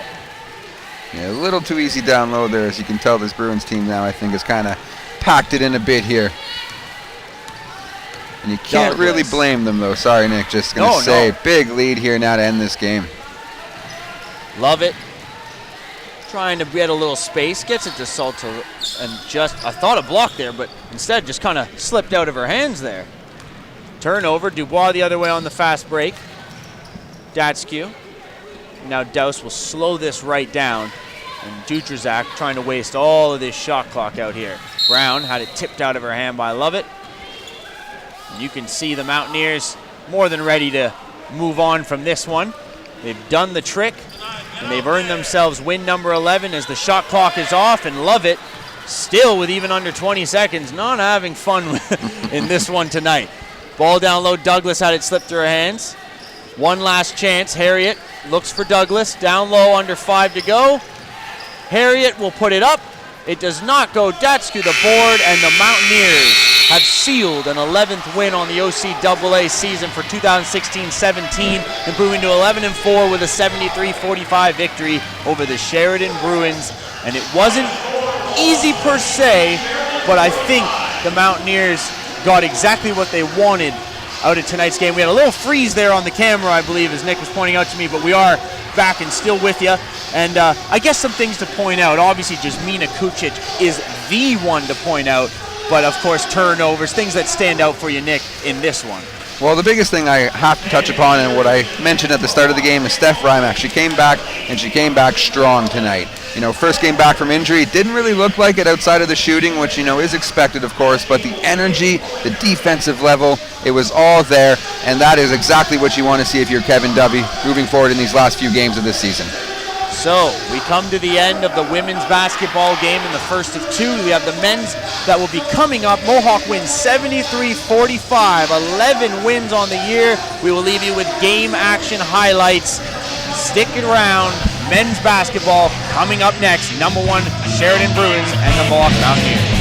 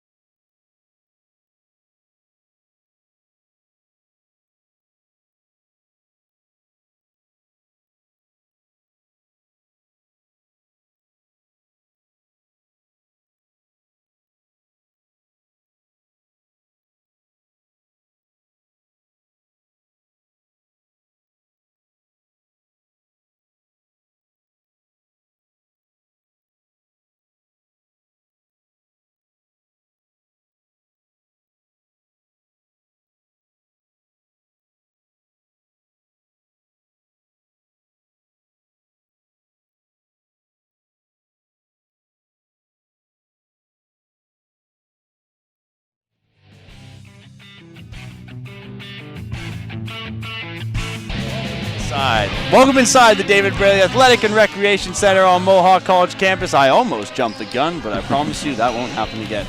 Nick Burney alongside me, Nick Sahami. I did get that right, Nick. There you go, there you go. We have some Mohawk Mountaineers basketball action for you tonight. The men's game now between the #1 top-ranked Sheridan Bruins. That's the OCAA, and possibly one of the top 5 in the CCAA. And Nick, I don't know if there's really more to say other than they're just dominant on both ends of the floor. And if the Mountaineers want to have any chance in this game, they're just simply going to have to keep pace and shut down some key components of this Bruins team. Yeah, Bruins 11-0, undefeated on the year. So I think we're in for a pretty tough match here on the Mountaineers side. Mountaineers are looking to find some consistency. So, hey, maybe they can find that today, though. Well, we're about to get set for tip-off. We'll have starting lineups coming up now for you, and we'll begin with the Sheridan Bruins, who are not with a couple players tonight, but a couple key elements will be here on the court. So, starting Dylan Periana, number 7, who's also their captain, one of the key players of the Sheridan Bruins club, as well, number 12, Tremaine Hibbert, Navdeep Diol, number 21, Brian Owusu, number 33, another player to watch, and Paul Williams, number 42. And for the Mohawk Mountaineers, their starting 5 will be, as most times, Jordan Martin, actually, that is a surprising start. Number 12, Kareem Collins, number 15, Jalen Bailey, number 22, Jesse Broad, and number 32, the regular Lamar Barr. So, as we get set for tonight's game, there are a few things that we want to watch for. And for the Mountaineers, what we talked about coming into tonight was the fact that they really have lost a lot of components, players from the first half of the season to the second half of the season, and that's based off academics. So Coach Jonker has made it known that you have to be a student first and an athlete second. And coming into tonight, that has cut them short. They're about, I would say, 4 or 5 players less than the Bruins in terms of what they bring as a bench. So the Mountaineers will just need to be hustling and put together, well, a big force of effort if they want to keep up tonight with this top-ranked Bruins squad. Yeah, you touched upon it, Nick. They actually have only had 7 players who actually reached the double-digit plateau in games played. So consistency and finding those new players to plug in has been a big thing for Jonker, but you touched upon it, though. I think on the flip side, though, I've really got to point out 17, a new player for the Bruins. He's going to be someone to watch. Choppy. He's going to kill it tonight, though, I think, Nick. So that's just my personal preference. That's who I'm going to be looking at tonight. And keep an eye on number 17, Opsap Charlie, has barely played this year for the Bruins, as Nick mentioned, as we're about to get set with tip-off just moments away. And now, turn ourselves to the court. Jesse Broad awaits the tip-off with Paul Williams. And Jesse, unable to win this tip, but Jordan Martin came flying in and was about as close to stealing that loose ball as you can be. Didn't get his fingers quite on it. Bruins work it up. Top, Periana. Now to the corner. Quick shot as Owusu doesn't waste any time, but can't hit. And a missed opportunity for the Bruins on their first possession. Mountaineers now with the ball. Jordan Martin inside Lamar Barr. Barr tried to turn it out. Bailey's got an open look from 3. Got it. Jalen Bailey started with fire. Coming out, hitting that first shot from beyond. Williams. Now to the outside. Deal inside. There's Tremaine Hibbert. Doesn't get the easy righty to go. Spinned out on him. Collins, great rush the other way. Doesn't get the call either. Can't finish. Ball brought forward by Dylan Periana. And he turned it over quick. Jalen Bailey to Martin. Quick spot up 3. Jordan Martin. And he has a little something to say to the Sheridan bench as he passed by. Periana. Corner Owusu looks inside. Williams, a little shake and bake on Broad. Tries to gain the contact. Does. And also hits the shot, but no foul call. Mountaineers coming out quick here, it seems. They are willing to play a pacey game with some fast break opportunities back and forth clear. They would rather that than slowing it down against the Bruins. And they see more Sheridan on the edge of caution and playing with a nice slow pace to this one. Mountaineers, like you said, they want to rush. Diol, quick outside look, doesn't go. Rebound right underneath her. Hibbert doesn't go. Owusu a little, and he hits from 3. Finally, Sheridan gets a long range try to go. They're down 1. Yeah, Owusu shooting almost 40% on the year from 3. So he is a dangerous man from beyond the arc. Bailey, also one of the better shooters for the Mountaineers from beyond the arc. Also a guy who takes quite a few shots from beyond the arc for the Mountaineers. Bailey losing control. Great pass out on the kick out. Martins goes in and out. Will not fall. Perian the other way. Periana, excuse me. Captain of the Hawks, or excuse me, of the Sheridan Bruins. That two teams mixed up there. Bruins with another missed opportunity. Rebound down low. Owusu kicks it out. Periana thought about it on the up fake. Nice little feed back inside. Williams surrounded by Barr and Bailey took it right out of his hands. A 3-0 break. Martin with time lays it in. And a quick timeout called by Nick Davis. 3 coaches for the Bruins, by the way, taking over tonight for Jim Flack in his 25th year missing tonight's action here at Mohawk College. Leroy Casanova his 36th year, Nick Davis in his 23rd year, and Dave Ferrancina in his 11th year will be the 3-man coaching staff for the Bruins tonight. But, like you mentioned, 8-5 Mohawk, a very good early start, clearly to get the points, get active, but a fast start in terms of the way that they have been up and down the court, taking it to the Bruins early. Yeah, some miscommunication on the Bruins side, probably what the coach is talking about a little bit there. As we saw actually as they were going into the huddle, number 12, Tremaine Hibbert, and number 42, Paul Williams, getting into it a little bit actually with regards to maybe kind of saying, hey, you should be there. No, you were supposed to be there actually. Paul Williams, number 42, a big man down low, almost 11 rebounds a game for the Bruins. So, you know, I might have just agreed with what he had to say, but on the other side, maybe Hibbert felt he was more in the right there.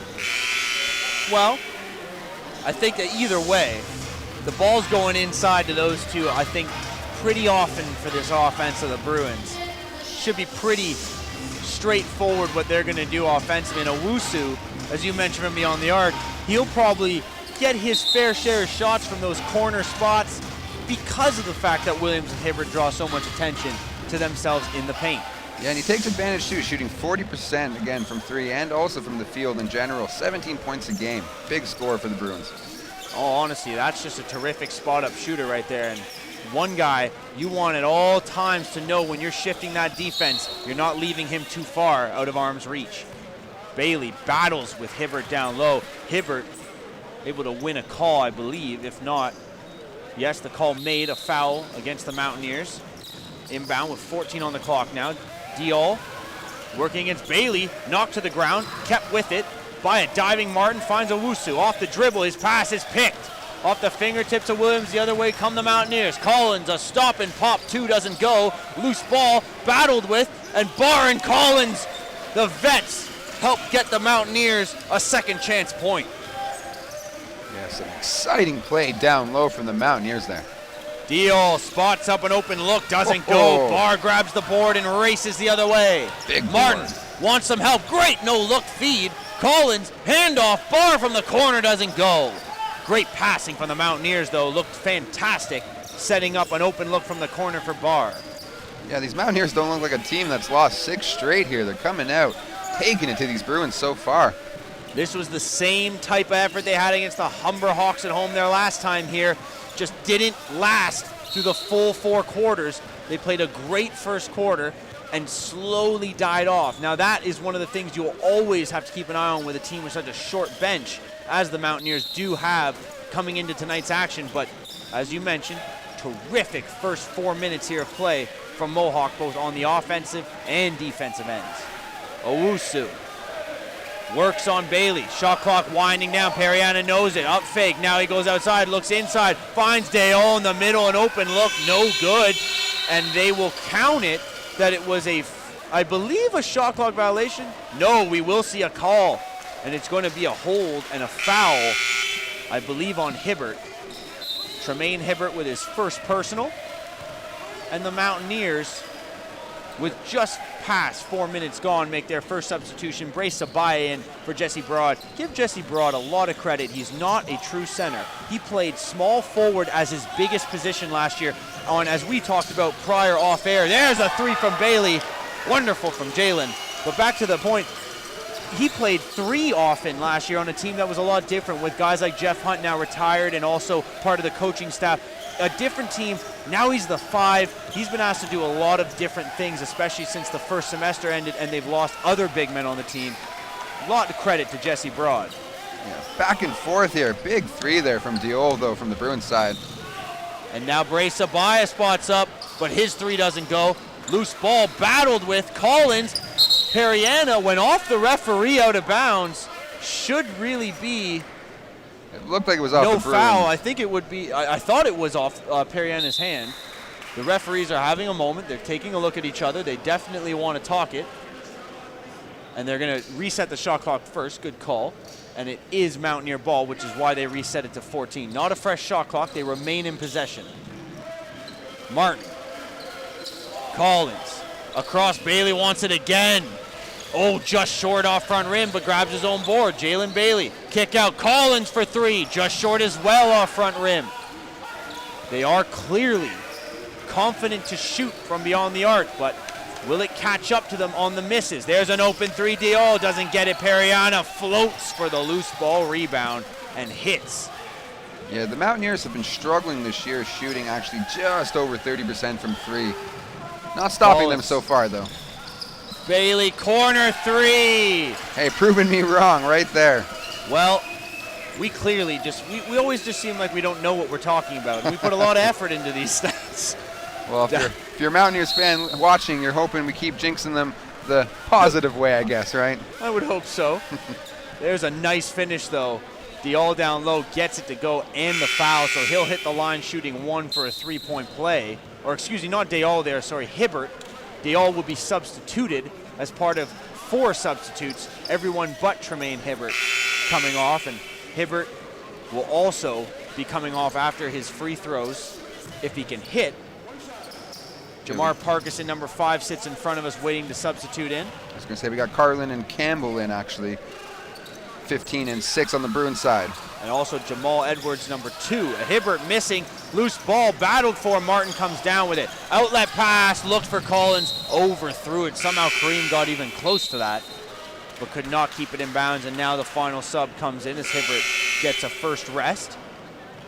And Coach Jonker has Sabaya, Bailey, Martin, Barr, and Collins on the court.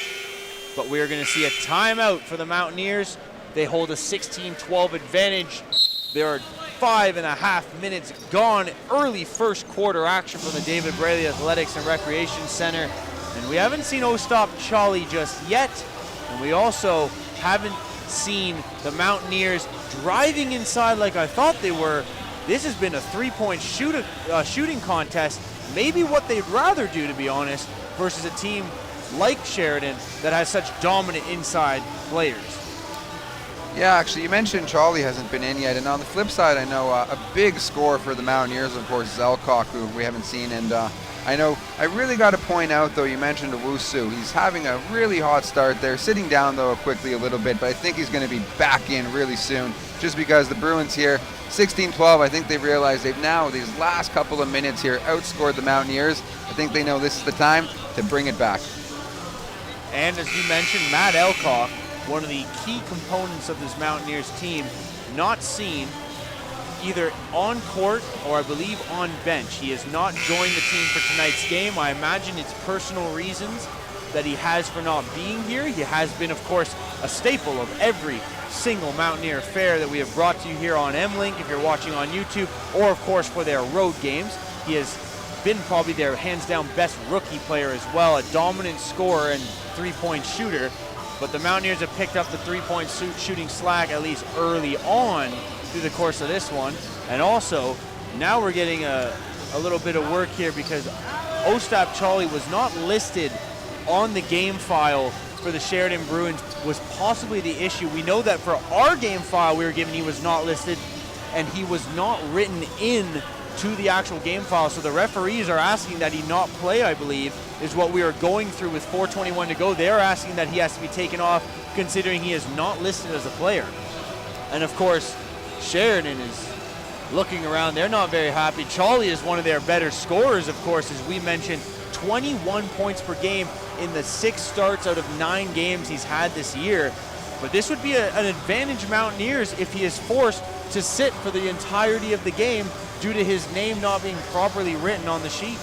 Yeah, this is going to be a big hit 42% from field goal range, 46% from three-point range, and he makes almost 5 three-pointers a game. So he is a big igniter on their offense. And I don't know, we may have the making of an amazing upset here if Charlie doesn't get in.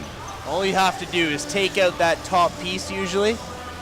I would almost say that in an awkward way, being without Matt Elcock for no injury reason. I'm sorry, Matt actually is on the bench. We were wrong. He was on the bench and still is on the bench. So he's either nursing an injury or for personal reasons not currently in the game. Ostap Charlie will not be allowed on the court. He will not be allowed to play in this game because not being listed. And that almost kind of cancels each other out. So hopefully, because of that mistake and the Mountaineers missing one of their key guards in the scoring, this could be evened out here. Yeah, he's got a shirt on and he's at the end of the bench, so he's done for the night. Ostap Charlie, before we even got to see a glimpse of him, already out of this one for good. Hey, as I said earlier, we got to keep jinxing for the positive Mountaineers. I said he was my player to watch. Not going to get to see him now. Pretty unbelievable when you go into a game, you get a player to watch, you set it all up, and you don't get to see him for a split second on court. But if you're a Mountaineers fan, you're very happy about that. Ray Sabai almost had that slip through his fingers. Lamar Barr, what a finish under pressure. If you're a Mountaineers fan, you're very happy about that. Lamar Barr, 16 points a game, almost right there, right along with Elcock. A big veteran, as you touched upon, Nick, and showing that presence right there. And you gotta love when Lamar gets his game going down low and the and-one finish. That's what Lamar Barr brings when he's at his best to this team. He is a threat inside and out, but realistically, his slashing game, that is his real key component. When he's on, he is slashing hard and he's drawing those fouls and making those tough shots. And that was even better defense by the Mountaineers, and they've won the ball. They got the turnover. Gain. Full court pressure here. Exciting basketball from the Mountaineers. Jamal Edwards couldn't handle that, I don't think, there. He looked around, and his coaching staff is wondering why he didn't make a quicker decision. Sabaya, under immense pressure from Edwards there. He wanted it right back. Had his hand deflect that one right out of bounds. Yeah, Lamar Barr stepping up here, though. A big player usually, but he's all over the court here. 6 rebounds a game, and he's showing why he's a big player here on the Mohawk side. That will be a turnover from the Mountaineers, unfortunately, right back. They look like they were in good position, but unfortunate there. Yeah, it's those little points, those little turnovers that can compound quickly here. Parkinson at the top, now swings it over. Campbell, Parkinson, working on Martin, cutting hard through into the hole. They wanted the elbow, the Mountaineer bench, no call. Still they gain the ball, back the other way, Barr with pace, just a little short, tried to grab his own board and just missed. Edwards the other way, good dribble through the pressure. Sabaya with a pretty good chase down, but unfortunately called on the foul. Into the line for 2 goes number 2. Got to point out number 4, though. Jordan Martin, as you mentioned at the beginning of the game, doesn't usually get the start, but he's playing like he is an all-star here so far, all over the court. Great perimeter defense on that last play as well, too. But we'll see if he can kind of maybe add a little more on the offensive end, a couple of big threes to start as well. Edwards hits the first, and like you mentioned, Martin has always been the one guy I point out that he doesn't stand out like Elcock because he doesn't shoot maybe as successfully, as consistently, but Martin has the skip to my Lou, Ray for Alston handles that just make you go, on about 5 out of 10 plays he runs. And I cannot say enough, in the games that I've done now with Liam, Christine, and yourself, Nick, leading up as after replacing Sadie earlier this year, Martin has been one guy pointed out to each and every one of you and said, please keep an eye on number 4. He will make you scream at some point. Even right there, a nice little leap catch, just couldn't keep it in, Jordan Martin, and a turnover, unfortunately, for the Mountaineers. Very active on the court, and he's got the hops to dunk, too, which you don't expect from a man of his stature, but he can get up there. He is a baller. Put it simple, Jordan Martin is a baller. Mountaineers, though, they need to get balling because right now they have cut this deficit, the Bruins, down to 1, 19-18, 2:30 and running here in the first quarter. The lead has evaporated quickly for the Mountaineers. Barr tried to pass down low. It was incomplete, and now taken away. He looks for the call. no avail. Edwards the other way, though, had it stripped by Martin out of bounds. And the Bruins looking for their first lead here in this first quarter. Something we did not expect to say about a number 1 ranked Sheridan Bruins club, like you said, going up against team of the Mountaineers that have lost 6 in a row coming into action, haven't won since back-to-back wins over the Sioux well back in November. Here's Collins on the run, cutting through. How does he not get the call there? I'm not sure if there's, I am surprised as Collins is with his reaction. I'm even surprised the Bruins didn't earn a call their way. There was no call on that, and I thought there was a foul somewhere to be said. Yeah, somehow it's going to be Mountaineers ball, though, so I think they'll take it. I mean, the referees have a much better view than us, so kudos to them, but letting the players battle that one out. Bailey, nice little fake, cuts in, doesn't get that hooker in the middle of the lane to go.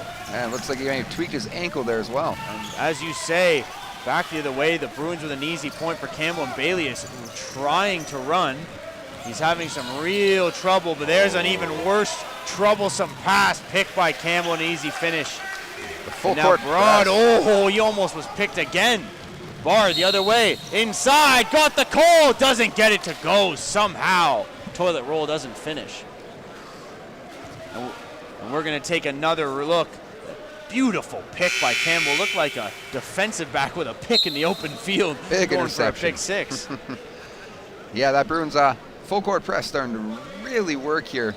Let's see if the Mountaineers can adjust a little bit as we get Collins here now for the free throws.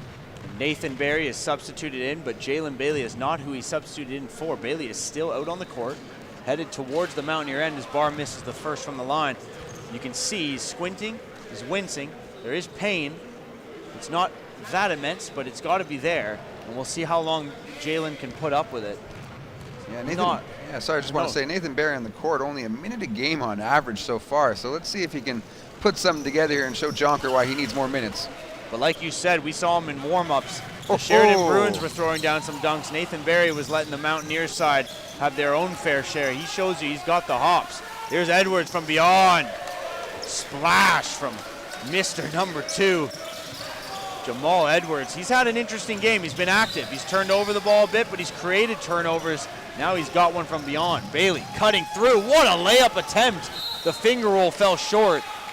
Loose ball falls for the Mountaineers with 1:06 to play as they are currently down 5. They have really had a troublesome time the last 4 minutes scoring points against this Bruins full court press, as you mentioned.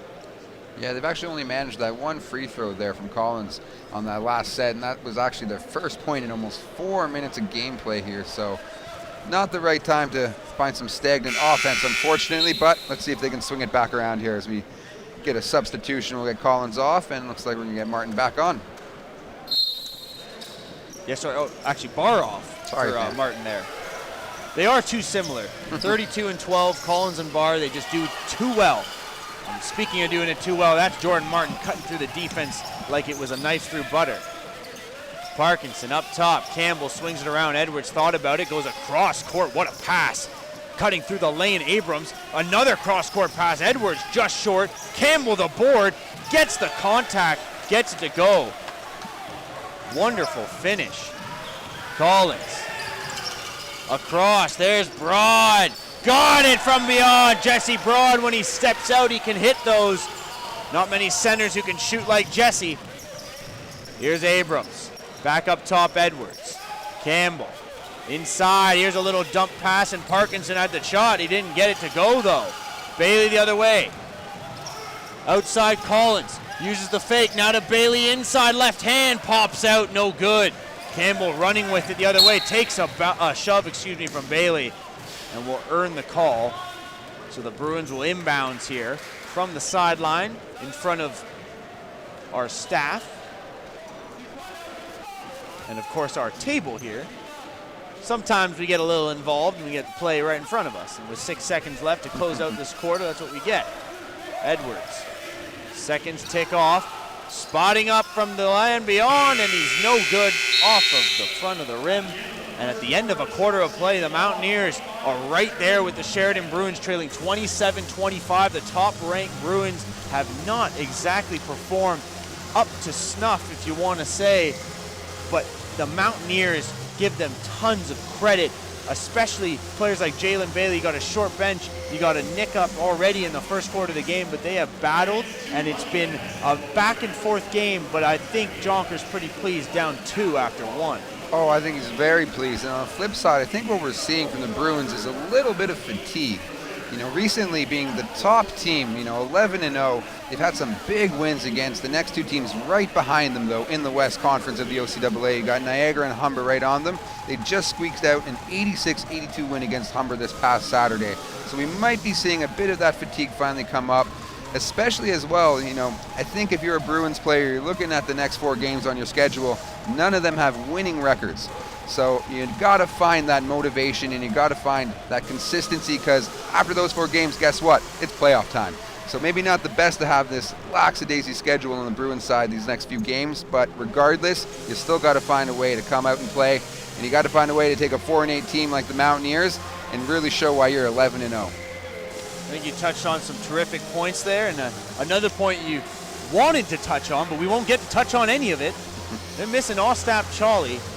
First quarter, we found out that he was not eligible to play due to the fact he was actually not technically written into the game's starting sheet. And of course, when those are handed in for the OCAA, those are your finalized rosters. I mean, it has happened every now and then in the NBA, and we've seen it in other sports, but you don't often have it happen. And it's an awkward thing, but at the same time, the Mountaineers are missing another player of their own in Matt Elcock. So without 2 of the better scorers in tonight's game, it'll be interesting to see, how does the Mountaineers game portray itself? How do they adjust? They've adjusted thus far by continuing to still be an outside shooting team. And as for the Bruins, what we've seen early is without Chali, they still want that outside game to dictate the pace, but they have definitely fought back with their own outside scoring, and it hasn't been maybe up to snuff or what they expected either. So the Bruins, as we begin the second quarter, up by 2, and now in the straight ties, Grace Abaya quickly puts that runner in the lane home. We'll have to see if fatigue plays a factor for the Mountaineers as well, with only 7 players touching the court there in that first quarter. They, as you mentioned, Nick, earlier, that bench is going to be a big thing, and on the flip side, 13 players getting on the court already for the Bruins. The Bruins going deep into the lineup, and there's a long-range triple, and Edwards has buried another. And he's stolen it as well. Missed it. Campbell the loose ball. Now picked up. Handed off. Thompson got it out top. Abrams cutting through. Kick out Campbell. Back to Thompson. Open 3. Just in and out. What work from the Bruins. You saw it coming. Just couldn't get it to finish. Mountaineers. Oh, Collins' pass tipped well up into the air. About a good solid 30 feet. So only about God had a chance at getting that one. And as it heads out of bounds, the Mountaineers retain possession. Yeah, the Mountaineers are going to have to really take advantage of a hot start, I think, again in this quarter, like they did in that first. 30-27 here. They don't want to see this lead stretch any further. Martin with a fake. Now takes a spot up 3. Got it! Jordan Martin right in front. Oh. Denzel Abrams had his hand in his face. It didn't matter. Martin's pumped. It's like he was listening. He said, don't worry, I'll tie it up here. Jordan Martin right on cue. Mountaineers even in at 30. Bruins, Campbell, right to left, swatted away by Collins, and a jump ball will be the call. Possession, though, remains in favor of the Bruins because of that. Substitutions coming, as we'll see Williams check back in for the Bruins, and checking out James Carlin, who's getting his first action, and Collins joined by now Lamar Barr again, as Barr back on the court. Bailey gets a rest after nicking himself in that first quarter. Thompson just pulled that away from a steal to swing around, hits Campbell in the corner. His open 3, no good, just before the shot clock expires. Mountaineers collecting the loose ball and coming forward. Collins. Spot up 2, but from behind was blocked by Edwards. He's on the fast break with Thompson. They got a lane, and Thompson with an easy finish. Brian Jonker not pleased at all. Yelling for the foul and there. I think right there he might get teed up. The referee had to pause the game before. And we are seeing a technical against the Mohawk Mountaineers now. And Brian Jonker, he was livid as Collins went the other way. He thought there was a reach, and it was hand-to-hand combat or contact. He's going to get lucky, actually. The ref is going to take that berating and only give him the warning. So we'll see if he can maybe tone it down a bit. Good call there. I did not see. I thought he was teeing him up. Only the warning. Hey, we got a nice ref, it seems. Seems like an understanding one, because that was about as heated as Jonker gets. Barr, great offensive board there, battling. Couldn't get it. He wanted the call on the forearm. He's trying not really to say too much, but he's definitely making it known up the court. He's pointing at his forearm and at the referee. And you can see the Mountaineers earlier are wondering, how are we not getting these calls? If we're getting the contact, why are we not getting the fair calls? And I can see the physical nature of this game might affect the Mountaineers mentally if they can start to let themselves fall out of the focus here. There's a good block from behind by Sabaya on Campbell. Down low, Campbell looking for someone, gets it out. Owusu to Edwards for the open three. And Edwards just crushing that one.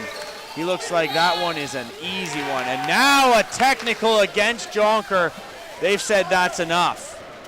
Yeah, actually wasn't even the initial ref there. It was the ref from the other side of the court, looking like he's stepping up here for his team.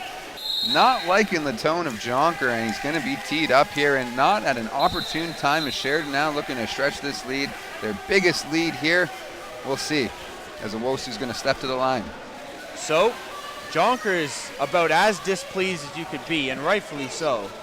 I think if I'm Jonker, I'm in the same position, and I mean, sometimes things get heated and they really don't have a cause, but in this one, if I'm Brian Jonker, I'm freaking out that I've got these guys like Martin and like Barr and like Collins that are playing with their heart on the line, and they're driving the hoop and they're getting thwacked. And really, I've seen Barr and Collins take about 2-3 shots that just because they're big, strong guys does not mean they don't deserve the call. And I have to admit, I've been told before when I do this job, you don't affect your comments on the ref because you're a commentator, but this is one of the worst ref games I've seen to this point. And I don't care if the OCAA wants to get mad at me, tweet at me, Nick_Bernie, go ahead, because I have not seen games like this before, but we have seen a lack of calls from the referee on some awful hits in the paint. And if they don't start making calls, this game's going to get vicious and physical, and they won't like the ending of this game between these two teams because they will get some heated players on both sides. Yeah. Sorry, I had to rant there.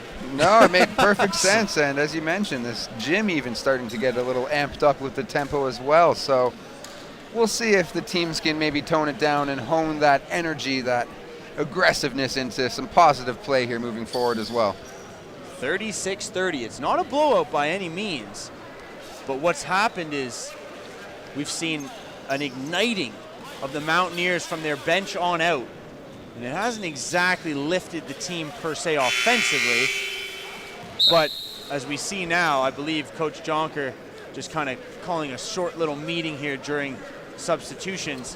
What we got to see now is the Mountaineers have a spark due to this from Jonker. They need to spark themselves, because right now they could let this game slip away or they could get right back in it.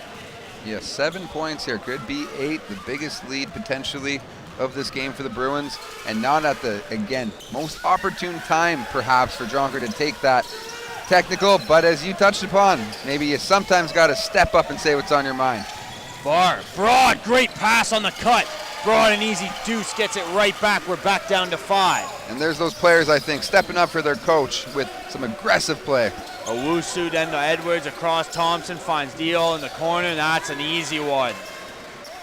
Nav deep Deal, 6'4" Brampton native, second-year OCAA player. And now Martin tripped from behind. Edwards didn't like it, felt he got caught up in his own feet. Call is made. Actually, it's going to go against Thompson, so Edwards doesn't even have to worry about getting the call. Alex Thompson takes the personal, and Dylan Periana subs in. Number 4, Jordan Martin's getting a little frustrated on, actually, that last little timeout. Jonker took him aside personally and was kind of giving him a little bit of a talk to, like, don't worry, you're making the right plays, just keep at it. So let's see if he can keep that energy positive. As Nick gets some action here as the ball came flying into the table here. That's the first time I've ever caught the ball. Now, no one will believe me because the camera didn't show it. But I swear I caught that ball. I swear. I'll stick up for you. Everyone's like laughing behind me. They're like, this idiot didn't catch the ball. Sabaya spots up and nails it. With 1 second on the shot clock. Well, hopefully you all catch that, because that was a beautiful fading, and unfortunately not a 3, but a long range 2 from Gray Sabaya. Lead down to 5. Williams down low, trying to cut back. Got swatted away. Partial block there. Sabaya with some tough defense on big man Williams. Owusu doesn't go off front rim. Broad battles and gets that loose ball to go their way. No foul call. Williams not unhappy with it, more unhappy with his teammates, I think. And the delivery of that ball on the first time inside, he was a little bit, or maybe now he's turned it over to the referee. Maybe he just looked like he wasn't so. Big man Williams looks like he's stalking the ref a little bit there. He had a little walk back to center court with him. Inbound to Martin, and now to Kareem Collins. This game has not been one that both sides have agreed a lot with the men in stripes. There's Bailey from the corner. That leg looks just fine, 100%. Three-pointer cuts the deficit, but a great swing pass, and Owusu goes up and under for 2. Yeah, Jalen Bailey's been an X factor here today. Now, if that's not a foul, I don't know what is, but he just got swallowed. Kareem Collins right into Williams. Williams is a big man, and there's nothing you can do about size, but Kareem Collins gets that call. And if he didn't, even if Owusu is arguing that he shouldn't, I don't know if Jonker would have not lost it completely on that one. He deserved the call on that. Williams definitely reached forward with the arms on the replay. The Mountaineers players have definitely come out of that play from their coach, that, I guess, warning technical, you could say. I was going to say, and have really shown some real positive energy here, and I think that's exactly what your coach wants to see. I thought maybe it wasn't the most opportune time, but it seems to be working here, as it's now should have been a one-possession game, but going to see the 2 missed free throws there. So Collins unable to get any on the 2 free throws. Still 4-point game. Owusu just rims out, but the offensive board for Thompson. Periana, Thompson. Little down low dip pass. Owusu fades away and easy. He does not miss those very often. No, Owusu's been a little quiet here this game so far. You don't want to get him going. Let's see if that does. Martin, kick out Bailey for 3. Oh, it was in and out. About as close as Jalen Bailey's going to come. Quite unfortunate for Jalen. Now Bartho off the turnover. Lamar with pace, but he out-dribbled himself and turned it over again. Yeah, the Bruins slowing it down here on the other end. Deal open, Navdeep goes outside. Periana doesn't get the 3 to go. Owusu the offensive board. Kick out to Thompson. Now Owusu cutting through the lane, kick out Deal, doesn't get that open look to go. Tons of open looks that the Bruins have shanked. Yeah, Mountaineers getting very lucky there. Here's a chance from beyond the arc, and that's short off front rim from Martin. Now Owusu with the board. Takes his time, works against Martin on the left. Owusu looks for the screen, uses it from Hibbert, and then kicks it out Periana. Back up top, Owusu looking for 3 again, doesn't go off rim short. Sabaya the board. Bruins have missed a fair share of 3s. They've had a chance to run away with this one. They just ain't hitting their shots. Barr from beyond the arc doesn't get that to go. Down low, battled by the Mountaineers. Sabaya thought he got the call, did not, but he got the shot to go. A big one there as we finally see a basket from either team, as it's been exciting back and forth, but nothing to show, but there you go. Big play down low for the Mohawk Mountaineers. And about time, and there, Hibbert steps on the baseline. He can't believe it, and the call is made. Turnover by the Bruins, and yes, the Mountaineers down 4 have a chance to cut it to a 1-possession game. Nathan Barry substituted in right now. Collins, Barr, Bailey, Barry, and Abaya, excuse me. Yeah, those steals have been a big thing so far here for the Mountaineers, really keeping them in this game, especially as the Sheridan Bruins look to stretch that lead. Collins with some power to the rim, and he's blocked, but he will get the call. Hibbert, I have to admit, did about everything he could to avoid contact there. Straight up on the jump, was terrific with his feet. Wasn't, I don't think, in the area. But a little bit on the body, I think they're going to call that one there, as you're right. Might have been straight the hands up there, yeah. Let's see, though, if the Mountaineers can take advantage, though, and again, get this down to a 1-possession game. Collins this time hits the first from the line. And I must admit, this is a pretty proud team, the Mountaineers, right now, playing with a lot of gusto, a lot of effort. They have brought it tonight. They have surprised me only in the sense that I did not expect them to hang with the Bruins like this. Collins is 2, makes it a 1-possession game. Yeah, sorry, I was just going to say, Nick, it's actually been a story of their season. A lot of close games where they've played some tough teams and haven't been blown out when they should have been, maybe. And we're seeing that again here tonight. Collins off the speedy fast break, but he turned it over. They can't have that happen to them. Back the other way, Campbell. Periana up top, Owusu. Smoothly maneuvers, and then he just can't get the roll to go on the shot, and unfortunately Barr stepped out as he was trying to win the defensive board.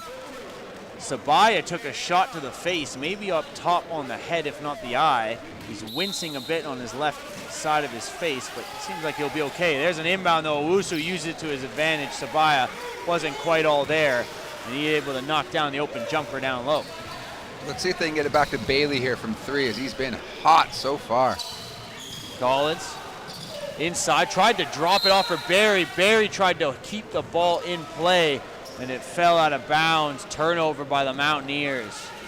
I think Collins trying to do a little too much there, and not really letting the flow of the offense take effect, which really was a big reason why these Mountaineers have stuck in this game. Is that because if you let the offense take effect, you find those open shots.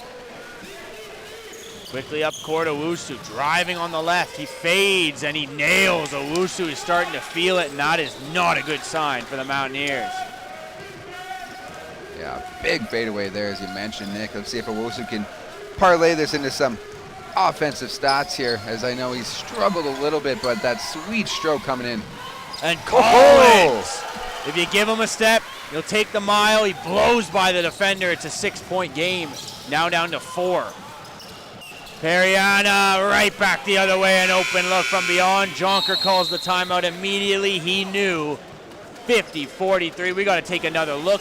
Periana, the Collins drive. What a finish by Kareem. And I say, that one step that you give him, he'll take it. He'll blow right past you. But Periana comes down the other way, and the captain of the Sheridan Bruins looks like he knows exactly when to draw that dagger on the opponents.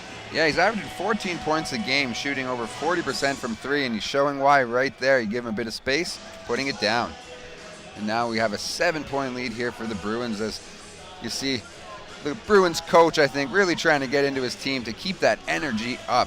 And the Bruins haven't really opened up a big lead in this game, which in all honesty is a surprise, considering the fact that Sheridan has been better on the boards, I would imagine. We don't have the stats necessarily from the second quarter in front of us, but they have had better stats except for points off turnovers. It's really been that I would think the Mountaineers have used the turnover game to their advantage tonight. And of course, as you just were highlighting, second chance points though have been the opposite way of the Sheridan Bruins because of how well they've out-rebounded Mohawk. So if the Mountaineers are going to have success tonight, it's going to be right there where they get those. They got to fight back in the rebounds and honestly keep these pressure scenarios up and get these Bruins to make mistakes and force those turnovers. Yeah, the big thing too we've seen as well on the other side, Sheridan has dominated off the bench. We'll see if they can maybe swing this back the other way for the Mountaineers. So, Kareem Collins brings the ball forward.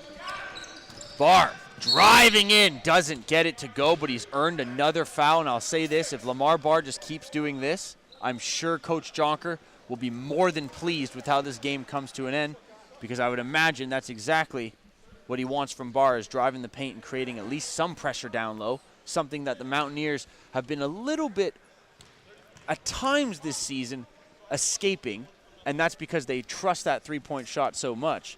I would imagine that when they trust that three-point shot, sometimes Jonker can get or watch them fall into bad habits. Yeah, and the thing here too is they actually shoot better from free throw than the Bruins. They're at 72% on the year to the Bruins 64%, so they need to get to the line here, I think, to really try and bring this game back and find that momentum and swing it back to their side.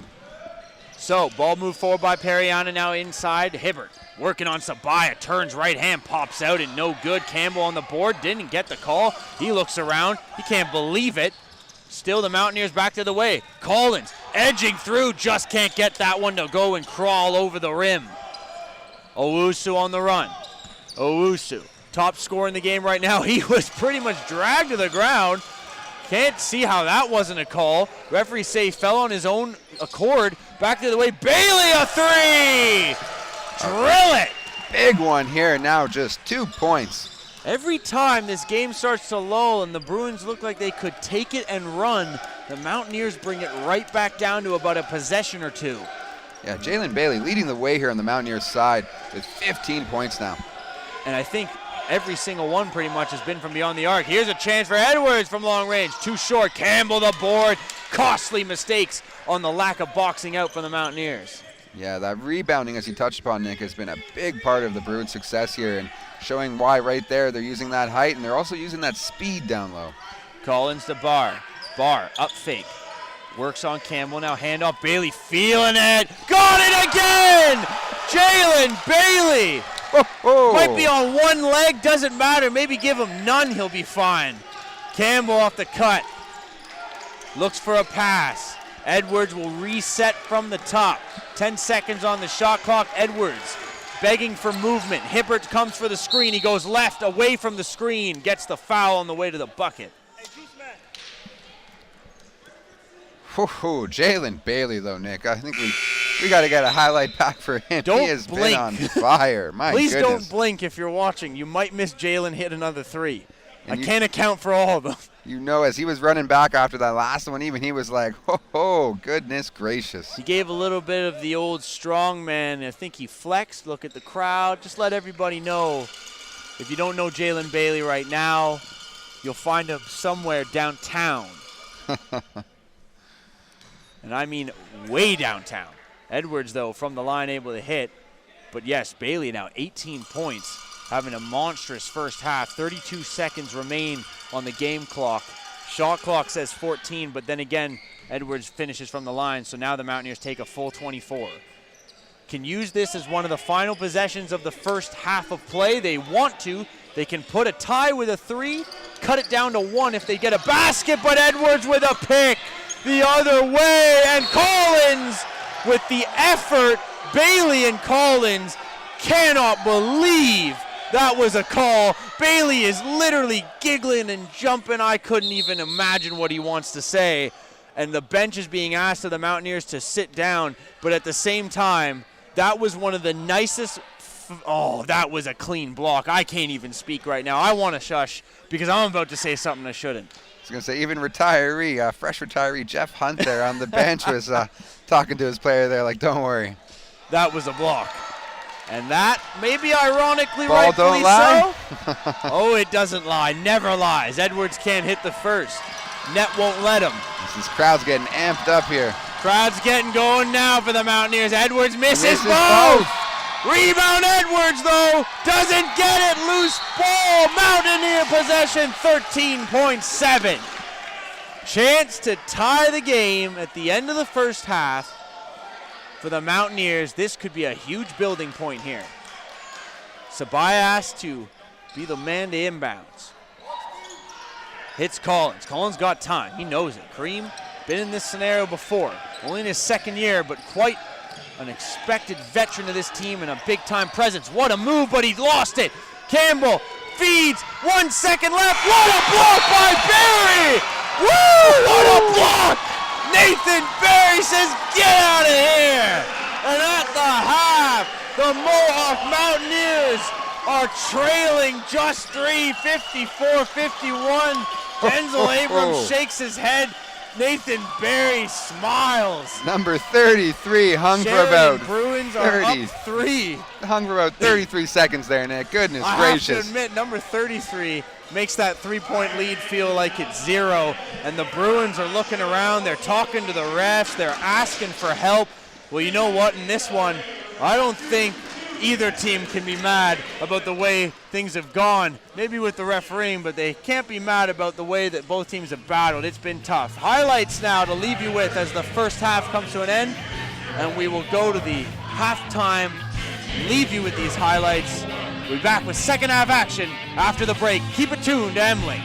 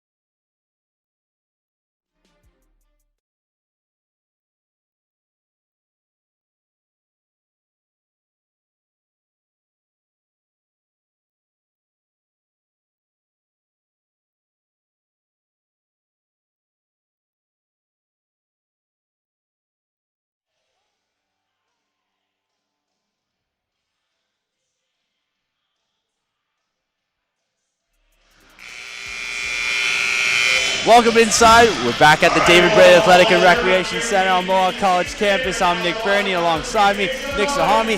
And of course, what we've had for you is a splendid first half of basketball action here on M-Link as we bring you this OCAA matchup. The top-ranked Sheridan Bruins, #1 in all of the OCAA, against the Mohawk Mountaineers on a 6-game losing streak. But Nick, you would not have known that this Mohawk Mountaineers team was on the 6-game losing streak and entering play without one of their best players, Matt Elcock, today, if you saw the scoreline of 54-51 that we have through one half of play currently. Yeah, they've definitely been taking advantage of number 17, Choli, not playing on the other side for the Bruins, but 4-8 Mountaineers looking to make the upset of the year right here, so we'll see. So as we get set for this second half of play, the Mountaineers begin with the ball, and they start coming into the paint. Lamar Barr cuts that deficit right down to 1, and well, if you were wondering, could the Mountaineers continue? Right now, they're off to a good start, but a good follow-up. Tremaine Hibbert pops that lead right back out to 3. Yeah. Collins. I was going to say, let's see if Jalen Bailey, let's see if he can come back and have the hot start that he had there at the start of the game. What a first half from Jalen Bailey from beyond the arc. Was simply incredible, especially for a series of plays there. But there, as Collins hit the 3, it didn't matter. Far too late, and an out of bounds on the baseline underneath the Sheridan net. Yeah, it looked more like a foul to me, and the one thing we've seen so far is Mohawk, they're not being treated like the underdog from the referees when, you know what, I think they might deserve a little bit more leeway here. Owusu, open 3, short, off front rim, Martin the board. Like you mentioned, the Mountaineers have found it tough in the first half. I spoke briefly with Coach Jonker in between half, and he said, well, we're keeping up. See if we can get a few things to go our way. That might be the difference, though. They haven't had things go their way from the officials thus far. Yeah, Bailey was in and out on that last shot. That would have brought the house down. And Martin with a pick. Kept it in somehow. What effort. Now the referees are going to say they want to pause up because of the fact that the ball did reach out of bounds, but also I believe it's more so that the shot clock needed to be reset.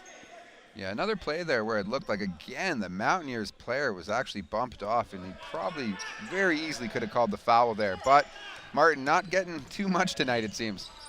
Nice little fade. No go, though, for the Sheridan Bruin captain, Periana, who's been pretty quiet tonight for the most part, Dylan. Not bad, but Jesse Broad, though, with a big block out on that last one. Just got to commend him there for taking out big man Williams there. And Broad, unfortunately, unable to finish with a 3 the other way. Could have been defense turns into offense, but Williams gets the better of them a second time back down the court. Muscling, or out-muscling, I should say, Broad for the easy 2. Yeah, Williams has been pretty quiet this game so far, but we'll see. Maybe he's going to turn it on in the second half. Barr open from the corner, way off, though. Might have rushed it with the oncoming defender running out to him. Nice little flip pass there, and Owusu able to bury the short jumper. Periana is a very good playmaker. I haven't seen him show the ability tonight, per se, to set up most of his guys, but he is going to show that more often than not. There's a miss down low. Barr with an easy 2 that he could not get to finish. Williams barely stepped on the baseline, but did, and turns over on that fast break opportunity for Sheridan. The ball right back to the Mountaineers. Yeah, you mentioned Periana there, Nick. He actually has 27 minutes a game, so he is the big facilitator as well, with 5 assists a game too, leading the way for his team. Most minutes and most assists, so you know the offense runs through him very often. Open look from the side, and Bailey is now 0 for 2 on the first pair in the second half. He is not, unfortunately, compared to his first half very favorably on his first couple shots. Hibbert down low was open. Jonker knows it. Jonker says if we want to stay in this game, we need a timeout right now, and we need to cut this right out. As the beginning of the quarter starts with Sheridan putting 8 points on the board to just 2 for the Mountaineers, and they've stretched the lead to 9. Yeah, we touched upon it, Nick. I mentioned there between the break where maybe Sheridan was going to come out and say, hey, wait a minute, we're the 11-0 undefeated team here against this 4-8 Mountaineers team. Let's play like we know how. You know, we were thinking, well, maybe perhaps, you know, likewise, you know, on the flip side, the Mountaineers would come out and, really put it on, pour it on like they did in the start of the game. But as we're seeing here now, this lead stretched to almost 9 for the Bruins. Maybe they're starting to play like that undefeated squad. And I think one of the top things about the Bruins this year is the fact that their offense has been usually one of the key suppliers. I believe they have one of the top-ranked offenses in all of the CCAA if you bring in all of Canada. Now, the problem, I think, for the Bruins of why people don't believe they're one of the better teams when you go outside of just the province is the fact they have had some awful nights defensively. When they first met against the Mountaineers, if you want to look back at that first meeting, it was 110-77. That's not a bad night defensively, starting 77 points, but it's a clearly wonderful night offensively, putting up 110. Now, right now, both teams are on pace to hit the century mark. Mountaineers can score. They struggle defensively, too. This is not maybe the game that the Bruins would like to play against the Mountaineers, and maybe that's why when we saw them start, they were trying to bring a slower pace, but they've kind of worked themselves back into that high-tempo game, and I think that actually benefits the Mountaineers because they can score. Problem has been they always, this year, like the Bruins, have had trouble stopping teams. Yeah, and the one thing we'll have to see, is if that Martin with a big 3 there. Well, speaking of things you have to see, let's see more of that. Yeah, I was going to say, we'll see if the fatigue plays a factor in this second half here again. The Mountaineers don't have that depth on the bench that the Bruins have. The depth could come in handy. It probably will come in handy more and more as this quarter and the fourth begin. Still lots of time in this second half of play. The Mountaineers battling for every possession, just missed out on stealing that one. Yeah, they're not winning the 50-50 plays, and those 50-50 plays are really a big indicator on who wins. Deal with the handoff play, gets an open look and knocks down the 3. It's now a 9-point lead. Martin cutting through some pretty terrific half-court pressure. Now Collins to the hoop, doesn't get the call. Jonker throws his hands out, and understandably so. There's Martin. Tried to steal it, put his leg out, might have got unluckily clipped there on the end. Is coming over top of Martin was Dylan Periano, who quickly goes over to apologize. He did not mean that in the slightest. No, yeah, kick to the head there, back of the head as well too. Martin Moore is he's more mad about the fact it was a kick ball. He thought I pretty much stuck my pad out like a goaltender there, like Hasek in the 90s. That was pretty impressive flexibility from Jordan. I hope that knock to the head doesn't affect Martin here now, but we'll see as the Bruins stretching this lead here now, double digits. And Diol, the benefactor of some great passing there, cutting through the lane for the easy deuce. 6 minutes left. Barr at the top, spots up. Williams gave him a look like, no, but no is the truth on that one. Ball back to Barr, though, after the offensive board. Now he cuts through. Great whip-out pass. Bailey at the top gets the shot. Doesn't crawl over the rim for him. And the Mountaineers have started the second half not quite with the shooting percentage that nor they or Brian Jonker would need to stay in this game or want. Dale just missed that one. Hibbert looking for the loose ball, keeps it in. Williams, Owusu, Dale open again, fakes, drives, doesn't get it to go, puts in his own board. Terrific work from Navdeep Dale, the 6'4" Brampton native, second year with the team. Yeah, he's having a hot start here to the second half, driving the Martin, offense. what handles, doesn't get the call. Dale can't believe he got a foul call on the play. Williams tries to reel him in with the comments there saying, keep your head, we need you, relax. And Dale just not very happy with the weak call in his mind. But Martin heads to the line shooting 2. And one thing to keep an eye on, this Brampton team, Sheridan, of course, Sheridan College resides out of both Oakville and Brampton, but the Brampton-based Sheridan Bruins team, they have, oh my goodness, I didn't even realize that at first, they have 9 or 10 players from Brampton on the roster. That's basically Brampton and Mississauga. and pretty much, yeah, the other players round out as 3 Mississauga natives, 1 Bradford native, 1 Oakville native, and 1 Kitchener native. Aside from that, everyone is a hometown Brampton native on this Sheridan Bruin team. Campbell cutting through, swatted by Barr, ripped it right out of his hands. William gets it back, swatted by Sabaya. Gets to go up with it strong again, doesn't get it to go. Great pass by Barr to Bailey. Nice little behind the back dribble up court. Collins thought about it. Next pass Martin doesn't get it to go. Sabaya had it go off his hand and out of bounds, but the Mountaineers are trying. The effort is there. Shots just aren't falling for them on the offensive end.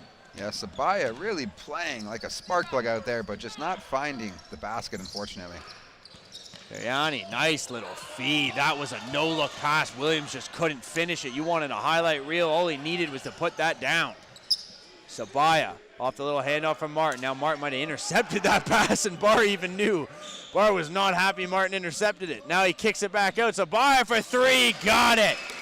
And Bray drills that one. 9-point deficit, 69-60. Dio on the run, wide open. Nobody back, but he missed it. Campbell missed it under chance. And Sabaya eventually gets a loose ball. Maybe some luck now going the way of the Mountaineers. As they're trying to dig into this lead. Kick out. Bailey for three. No, he didn't go up for it. He leaned forward, kept his feet. Now Barr for three. Got it! Finally. Lamar Barr back to back down the court trips. The Mountaineers nail threes. Yeah, Lamar Barr struggling from field goal percentage today, but hey, it doesn't matter when they start going down.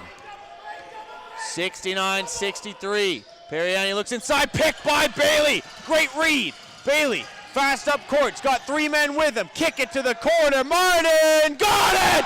What a shot by Martin! Jordy Mart put it in the bank. 3-point game. This lead's been shot down. One possession. Here comes the crowd again as well, but Dio had to go do that. Quick turnaround jumper might have silenced them a bit. that's a momentum breaker right there. Bailey, Martin, Sabaya for three. Got it! Oh, baby! Bray Sabaya! That's from way downtown. Sabaya says, forget it, I'll make my own momentum there. That's from way out in the west end of like Barton Street. Oh, baby, we got a game now. 2 points. Foul the other way on Williams. He was arguing he was going up for it. I don't think he'll win that call. It's going to be out from the touchline. Edwards will sub in with Parkinson, but my goodness, if you wanted to hear me yell, so I apologize for everyone's earbuds at home. Oh, goodness. Just get Jordan Martin in the corner and brace the ball on the angle. It's getting My amped goodness. up. This crowd knows it too, though. They're loving it here.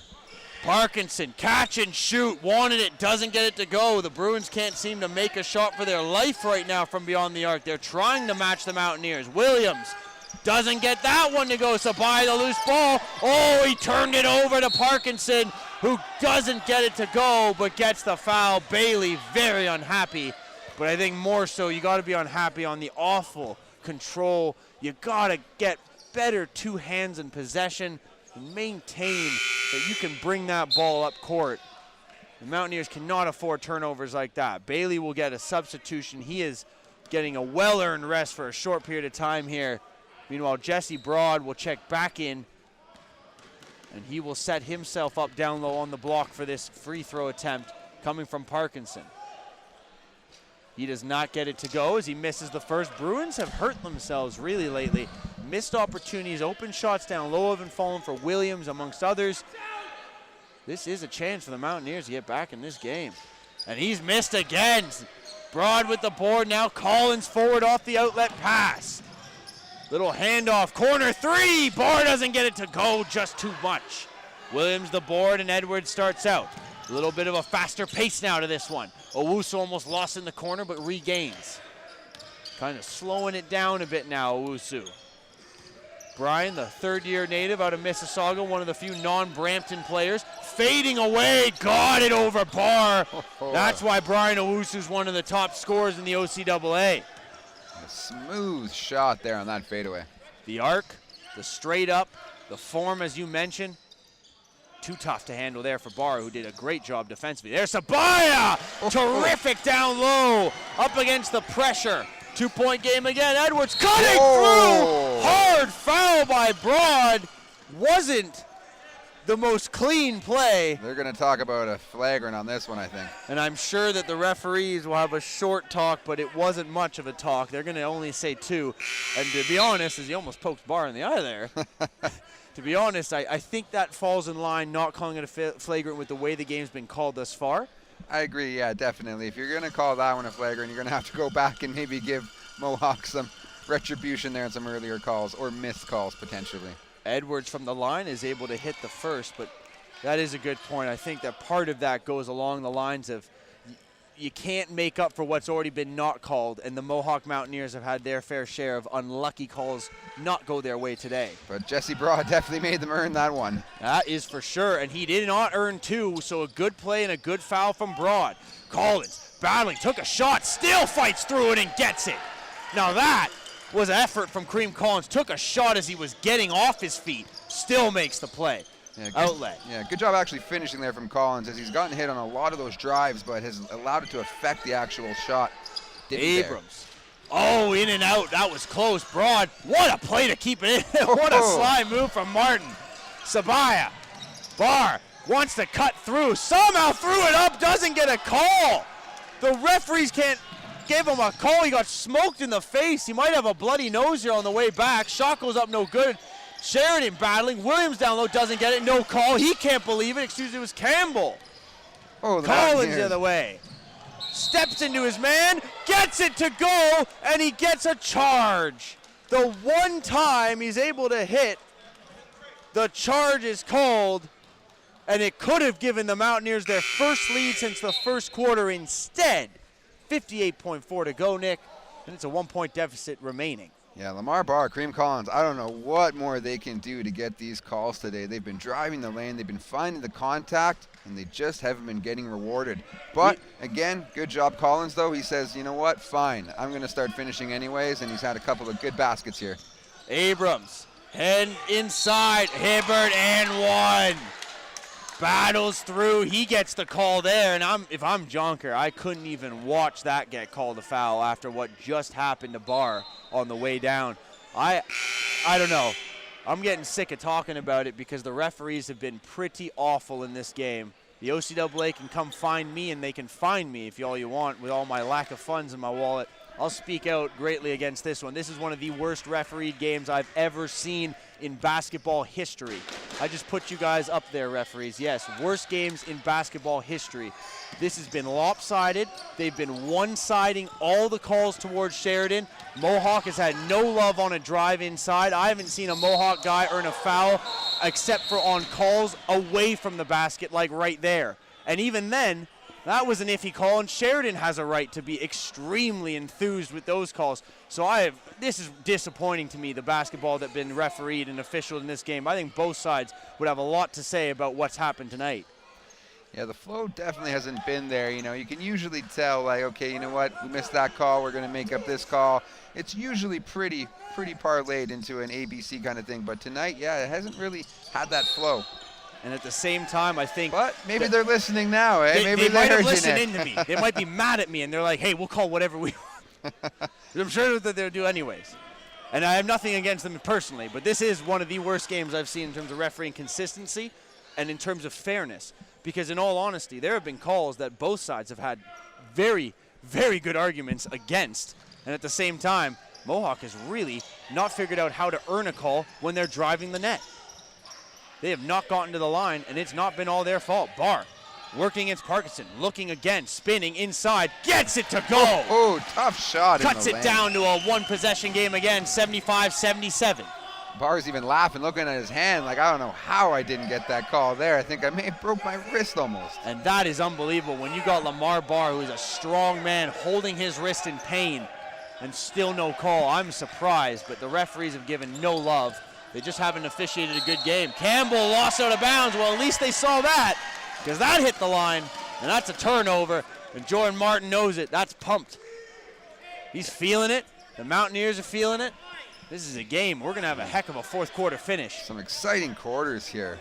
Close match, too, as well. Each quarter, just a couple of points separating these teams. Throws it. Oh, and Collins was almost able to put himself through the back end. I thought we were going to see him literally explode through the wall.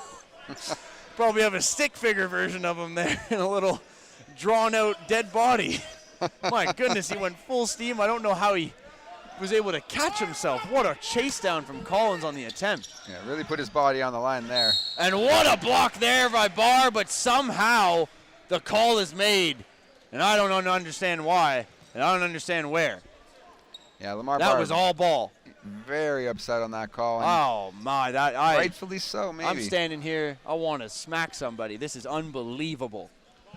Well, we got a whole quarter to go here, though, still, so let's see if these Mountaineers can. I'm not looking forward to the next quarter of refereeing basketball. I'm looking forward to the basketball. What these guys have done to this game has made it pretty awful to watch. It has been so unfair and lopsided, and the calls have made no sense. We've had soft calls on one end, and just, you might as well get out an axe and chop somebody's leg off, because if you're a Sheridan Bruin player, you're not going to get a foul against. And as the quarter comes to an end, as Barb battles, the Mountaineers, they're battling. They're down 4 to the Sheridan Bruins, 79-75 in a pretty even affair. There's been a lot of extracurricular. The referees have had their part to play in it, and the Mountaineers are surely disgusted with the way the calls have not gone for them. But considering all this, Nick, they've battled. They've put the deficit down to a possession multiple times after the game has been lifted even up to double-digit leads at some points by the Bruins in that third quarter. So impressive from the Mountaineers. They've been in it tooth and nail, scratching, and they'll fight right to the end, I feel, in this one. Yeah, the Mountaineers, they've had a rough season, but they're looking for this win tonight, and I think they're really surprising a lot of people in this gym who were maybe coming out for maybe some booster juice, maybe some snacks, but definitely not expecting a win, as these Mountaineers are almost close with just a 4-point deficit in this fourth quarter. It's going to be difficult, though, but as I said, those top scores for Mohawk have really come out. Mohawk, they're 2-4 at home, so I think they're really trying to put on a show here for their fans at the D-Bark, and that's against Sheridan, who's 4-0 on the road. So usually when things are lopsided like that, something's got to give, and tonight, so far, it may be the Bruins. And that, and you mentioned this earlier in the broadcast to me, we could have one of the biggest upsets of the season, if not the biggest upset of the season here tonight. And another note to pass along, Jalen Bailey, 18 points at the end of that first half, 0 points in that third quarter. So maybe there is hope for the Mountaineers, that other guys have turned it up. We saw Sabaya pick it up in that quarter. Jordan Martin has had an excellent game now with 17 points, sitting second on the team. As you said, you just noted there, 14-7 for Sabaya, 7 boards, 5 assists also for the top assist guy usually for the Mountaineers, and Cream Collins, who only has 8 points. And Lamar Barr with 13 points. It's been an even night. Jonker's got to be happy with the effort through 3. Yeah, you know what? The Mountaineers are shooting much better, actually, than the Bruins. But the big thing, though, you touched upon it actually leading into this half, Nick, is the rebounds, though. They're being rebounded 50-33, and you know what that's leading to? Those second chance points are still very lopsided on the Bruins side, 22-6. So Mohawk, they're going to have to put a plug in that, use their facilitation as they're leading in assists, and let's see if they can bring it back in this fourth quarter. And as we begin the fourth quarter, Bruins start with the possession, up 4. Sheridan working. Parkinson, fade away, got it. And that is a tough start if you're the Mountaineers, but a very good start if you're the Bruins. They needed that. They had a struggling third quarter offensively, especially after the first couple minutes. There, a little wild went Collins into the fender. Jonker still wanted to call. Back the other way, Abrams cutting in, might have taken a walk there. No call. Campbell right back to Abrams. Working on Collins, into the middle. Now Hibbert, short little jumper from the side, doesn't go. Barry couldn't get that board though. Abrams, Parkinson thought about the 3, drives the lane and finishes with the easy lay-in. Smart veteran play there from Parkinson, the third-year man out of Mississauga. Yeah, and just Martin, like that, 8 nice play by Martin, smart play. Bounces it off the defender's legs to earn possession back for the Mountaineers. Collins will come to inbounds. Yeah, the Bruins are a little confused here as they're trying to get the full court press in place. Let's see if the Mountaineers can take advantage. Broad on the full court press. I thought, with the ball for a second, but turned it over, and Edwards swatted by Collins. But Collins got a piece of him, and Edwards will head to the line, shooting 2. He's going to look to stretch this now to a double-digit lead again here. Not the start to the fourth quarter that the Mountaineers needed. Bruins with the first 4 points and an opportunity to put a couple more up here with Edwards at the line, as mentioned by Nick. Nick Burney, Nick Sahami alongside with you at the David Bray Athletics and Recreation Center on Mohawk College campus. The game being broadcast live on the YouTube channel channel named MLink. We'll be broadcasting our next game Saturday, an afternoon match, which will take place against St. Clair Saints on February 11th, and on February 21st, we'll be right back here again. Tuesday night matchup, last match of the season, Fanshawe Falcons, and as you attested to earlier, there could be a battle for third, fourth. We might be deciding a place in that game versus Fanshawe and for the women, and as for the men's basketball team, I'm not so sure they'll be in a position to battle for a playoff spot, but probably like tonight, hoping to improve, continue building, and gaining experience on this young squad. There, ball turned over almost by the Mountaineers. Great effort by Edwards and Parkinson towards the sideline, diving all over, getting right up close and personal with some of the fans, but unable to keep possession. I think we're going to start seeing this fatigue really play a factor here now as these Bruins are starting to amp it up, and on the other side, the Mountaineers struggling to find that energy, it seems. And Martin, with the charge called against him, put his body into Edwards, but Edwards set himself well, planted his feet. And with that, the Bruins, like you said, now not only up double digits again for the first time since the second quarter, but they're also starting to actually take it to the Mountaineers, who look a little bit behind, just that step slower. Yeah, I think they're starting to let the momentum, especially with the refereeing, affect them a little too much here. And you know, you got passion yourself, Nick, but maybe they haven't been able to hone that passion positively. Very true. Bardo down low. There's still time, lots of time. And we still positively jinx them every occasion here tonight. Martin, good attempt. Kick ball there on the defense. 8-point game. Like you said, the passion, it's still there, it seems, but it's been a little bit dreary to start the fourth. Hopefully that series of play can pick them up. They need stops, though. Defensive stops will start it. Periana wide open. Quick shot, though. Didn't get it to go, and the loose ball falls to Jalen Bailey. Outlet to Martin. Martin looking for teammates. To Bailey. Bailey swings around. Tried to go back to Martin. Periana read it. Far too easy for the captain of the Bruins. Now up court, Edwards, open three, no good. Off rim, Periana the board. He's got time, poked free. Periana, long look, uses the screen. Then off the screen to Hibbert, great pick and roll. The loose ball and no finish from Campbell. Martin the other way. Martin, little handoff to Barr. Barr cutting in. No, he doesn't get the call. Wow, they're going to call that. Now he is going to get a charge call. And unbelievable. Wow. And they're going to say that the basket's no good and it's a foul on Barr, or is it a foul after the basket's good? I heard basket was good from the referee over to the sideline, which is not what you hear. So now I'm probably as confused as I've ever been. They're going to give a foul to Barr, but they will call it that the basket counts and it's a 6-point game. So I guess you'll take that, because trade the basket for the foul. Just not a play like that. Periana too easy down low. But yeah, they give it right back there, and the Mountaineers are really going to have to step up with just 7 minutes left here. And there a foul against Sheridan on the full court press.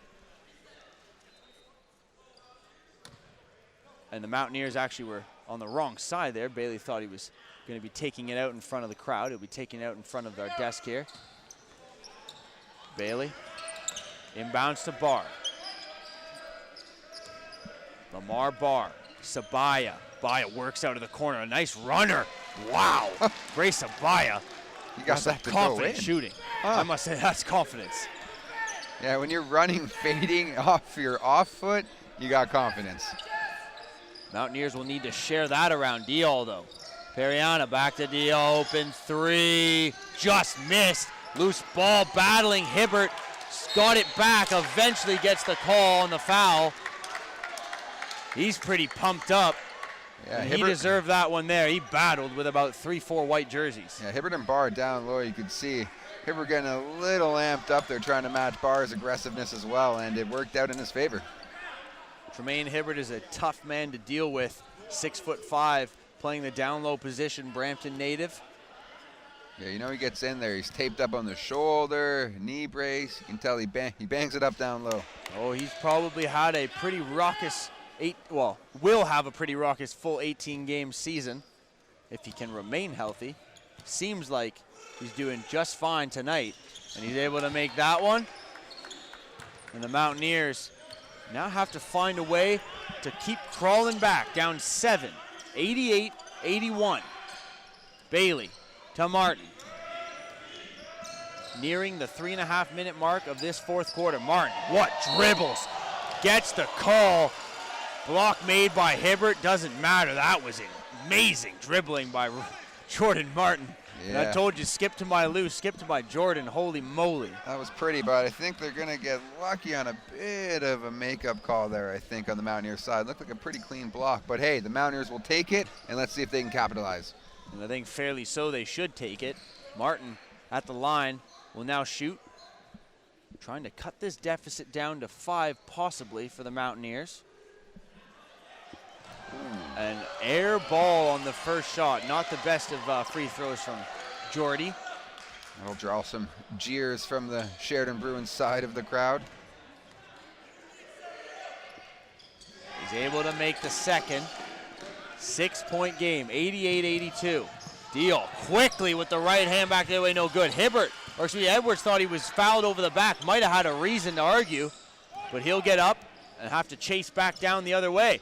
Spot up 3, Martin just missed. Sabaya down low, using the strength, doesn't get it to go. Barr still using his strength to pick up another board. Bailey cutting through, wide open down low, just missed the runner. He was off balance, took a shot, no call. Periana, Owusu, spot up 3, just off back iron, too much. And a foul against the Mountaineers. I was going to say Sabaya was holding Hibbert down there, it looked like.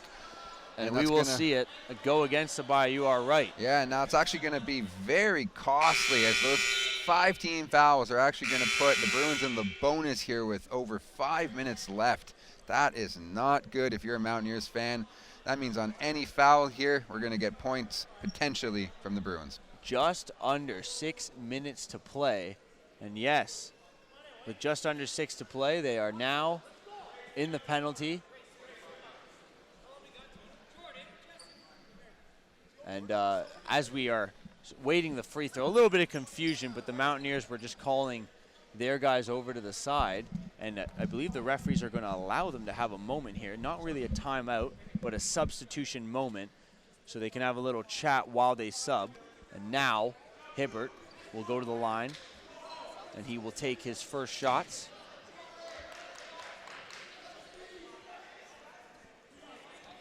After that long break. Tremaine Hibbert makes the first, and Hibbert a 70% shooter on the year as well, so likes to put a lot of tools together here and a pretty complete player. He's got the rebounding with the size. He's got the game down low with the turnaround to the basket. His shot has not been portrayed too often tonight, but he has displayed it on occasion. And of course, as you said, 70% for a big man from the line. You're doing pretty solid right there, 7 out of 10 on average. Broad from the corner, looks for long range, doesn't get it to go. A battle between Collins and Owusu, and they're gonna say jump ball, and even the Mountaineers bench look down at Sheridan, and they're going, wow. Actually, they're gonna call the foul on 33 Owusu there. I am surprised, because Collins kind of was over the back, and I have to admit, this is part of why the refs have had an awful game. Now, you can get mad at me and be like, Nick, you're a homer. I'm not even being a homer. I'm just being honest. Wow! Oh, what a steal from Martin. Spider-Man just came out of the crowd and jumped up there. Jesse Broad with the loose ball. Barr, they're going to need to rain some threes, and nothing at all is going right for the Mountaineers from beyond the arc. They still trail 8. They're playing some tough defense, but they're not parlaying that into the offensive game. I will say, the Mountaineers bench, I've not seen their coaches react the way they did down to the Sheridan bench. They were looking at the Sheridan coaches, who obviously were too busy arguing, but they were trying to say, hey, we feel you. We feel you. That was a foul on our guy. Don't worry. We know this has been bad refereeing. So both teams, they know. Bruins with another offensive board. Periani. He just continues to get his hands on the ball every possession. Edwards' shot doesn't go. Knocked loose, Collins picks it up. Now he's chased by Owusu. To the hole, we feel the same way. The Bruins starting to take over in this one as we hit past the 5.5 minute mark. We're into the second half of the fourth quarter. 10-point lead here now for the Bruins. Back to double digits. Williams to Hibbert. Nice little fake on Bailey. Goes in the middle. Blocked by Bailey. Jalen got his hand right on that one. Martin with the loose ball. They have not really run an offense the last few times down the court. Just have been spotting up threes, and it hasn't worked for them. Martin. Pass almost went through everybody, and it did. Was kind of intended for Barr and maybe at the same time intended to get to Bailey, but either way, couldn't find either of them. And at the same time, down the other way, Nick Davis, rightfully so, has about 9 million questions for the referee as to how the heck could Owusu be called for a foul when he's in front of the man and had his hands on the ball while the other guy went over his back. Because even in my world, that's not a foul in any world. We'll see here some tough defense. There's good some rebound. good defense there. Barr up the other way, almost had it knocked loose, stays in possession. Trying to find a teammate, finds Broad. Broad down to Martin. Jesse Broad wanted to take that shot, looked at the net, then went to the basket, gets the call and one. Attaboy Broad, found the ball on the way to the hoop. Chance to add a three-point play and cut into the deficit, and that's all the Mountaineers can ask for right now. They need stops and scores. Yeah, it's the only way you cut in. Yeah, you touched upon it earlier too there, Nick. I think the strategy has been a little bit late on those adjustments from the Mountaineers side. You know, when the shots were falling, great, but they stopped falling. They went to more of the drive game with Barr, and it just didn't seem to work. They weren't getting the calls, and it seems now they've switched, like you mentioned, to more of those three-point shots, but maybe a little bit too late here as now they're forcing it. And again, 7-point lead, though. As I say, they're forcing it. It is only a couple of threes, though, from bringing this game right back to it. And the Bruins, as good as they've been all year long, undefeated, and for a reason, a very good reason offensively. Like mentioned, not the greatest and stoutest defensively, but there's some points on the offensive end. Hibbert down low, 9-point game. Mountaineers need stops, but they can score against this Bruins D. Has not been all that splendid. Hibbert, a reach-in foul there on Barr. Finally, we get a call going the way of Lamar Barr, who I think would be the main guy that you'd have to pull aside and go, exactly how do you feel about the refereeing tonight? He'd probably give you the most honest answer. Yeah, one thing I want to mention here, Nick, is do you think they should keep trying now that they're in the bonus themselves, the Mountaineers? Do you think you go back to that drive game and look for those calls again, even though you haven't been getting them? I have to admit, if I'm Jonker right now, the only thing that you would want your Mountaineers to do is go inside out. First, go for the easy buckets. First off, you need stops. They ain't exactly getting stops right now. But if you get a stop, trade the two and try to cut in. Because like you said, Sahami, it's not 15, 20 points right now. It's not a miracle to come back. It's a few possessions, and you want to keep it right there. And the only way you can really do that is by giving yourself the best chance to score. And like you said, in the penalty, both teams, why not attack like they are? Make them take those fouls. Williams. Underneath. Well, he wanted a call there, won't get it. He looks right at the referee. To no avail. Bailey the other way. Collins. Inside, Barr. Turns his back, now works against Williams. Goes up strong. Puts it up. Gets it to go. Lamar Barr. It wheels around. 6-point game, 94-88. Jonker's looking at his boys going, get excited, get interested, be active. Active hands, active feet could be used real badly right now. Williams against Broad. Williams to Hibbert, open shot, loose ball, Broad tips it forward, foul over the back from Williams. Great effort from Martin in front of the bench, diving. And Martin feels it. That was not a good feel on the leg. Right in front of us, he felt the hamstring go. And he's got about the greatest reaction I've ever heard in my life to a leg injury. He is treating it as best as he can, but that is a calf injury, a big calf injury. It's popping out, and it is not good. He needs to go sit down. Yeah, I was going to say for a second there, that looks like it could have been real rough, but it is the muscle. It looked like it seized up and cramped right on him. And he is trying his best to get it to stretch, but right about now, what you would need is a real solid stretch if you're Martin. So I would imagine after the free throws, they're going to have to take him off. Even the Sheridan players are looking around going, are you going to take him off or not? How can you have him out here? And Owusu now kind of be told. He's going to fight through, it looks like, though. And I thought that was funny that Owusu was kind of saying, what's he doing? Are you going to get him off? And now he's going to fight through. And Owusu, as unfortunately Jesse Broad misses from the line here, Owusu sort of arguing with the referee still there his case, but I think it was a pretty fair call on Williams, his teammate, for the over and back. Broad able to make 1 and 2. Well, 5-point game, 94-89. They need stops. They just got one. They need more now, Mountaineers. Fans need to get behind them. If they ever do now, this would be the time. Shot comes up, no good. Martin grabs the board. He's still out there. He's still looking limber. Collins. I don't know how he ran that one down.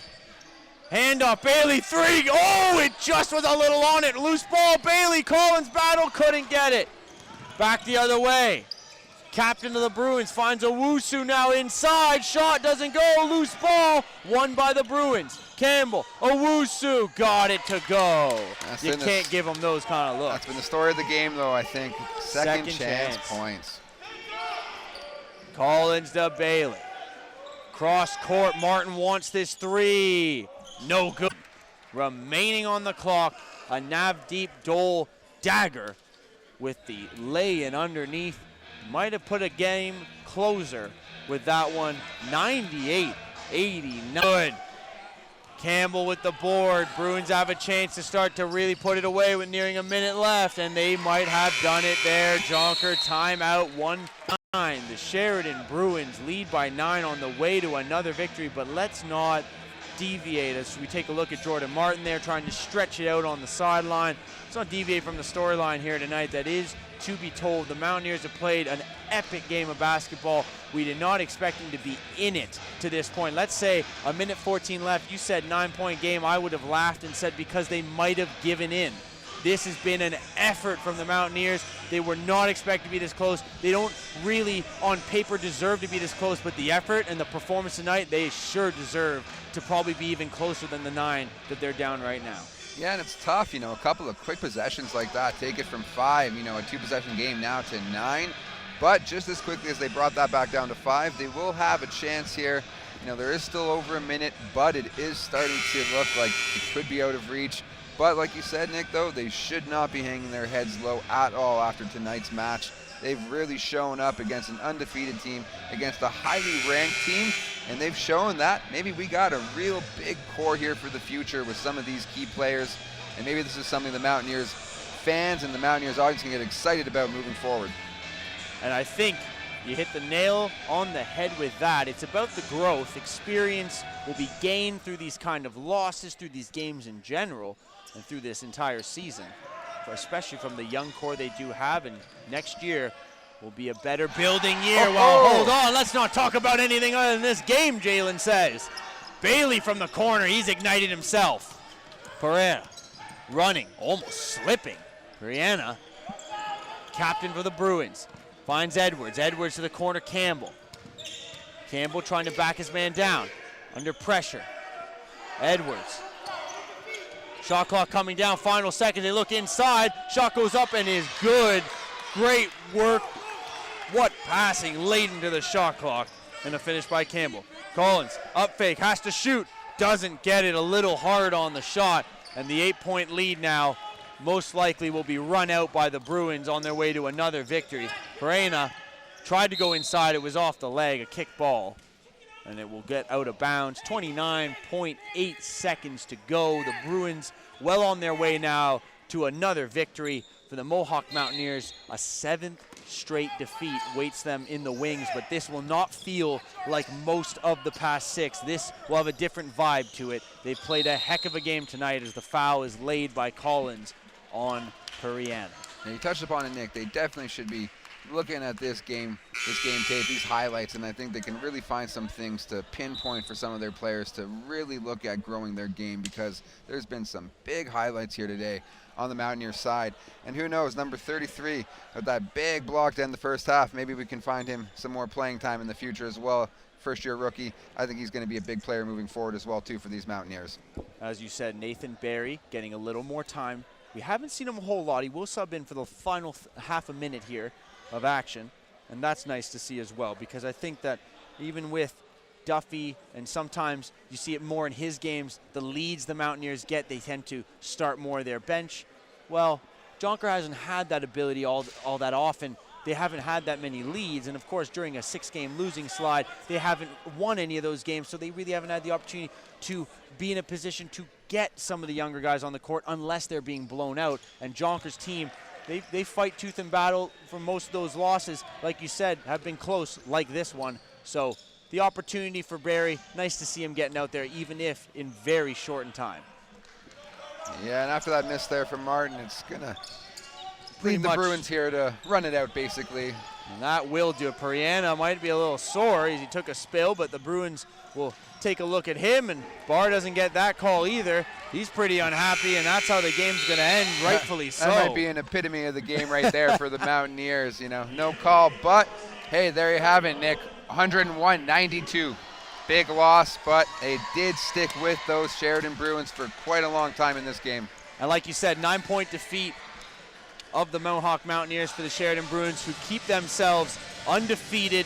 They remain top-ranked in the OCAA, clearly with the win because of the fact that they're still undefeated. The Mohawk Mountaineers, though, albeit they didn't get a win to snap this losing slide, they might be in a 7-game losing streak, but this is probably one of the best building performances that they've had thus far this season. Give tons of credit to Jalen Bailey, what an amazing first half, 18 points, but give tons more credit not only to the Mountaineers for the effort, but to these Sheridan Bruins for, as the game went along, they truly did prove why they are #1 in the OCAA.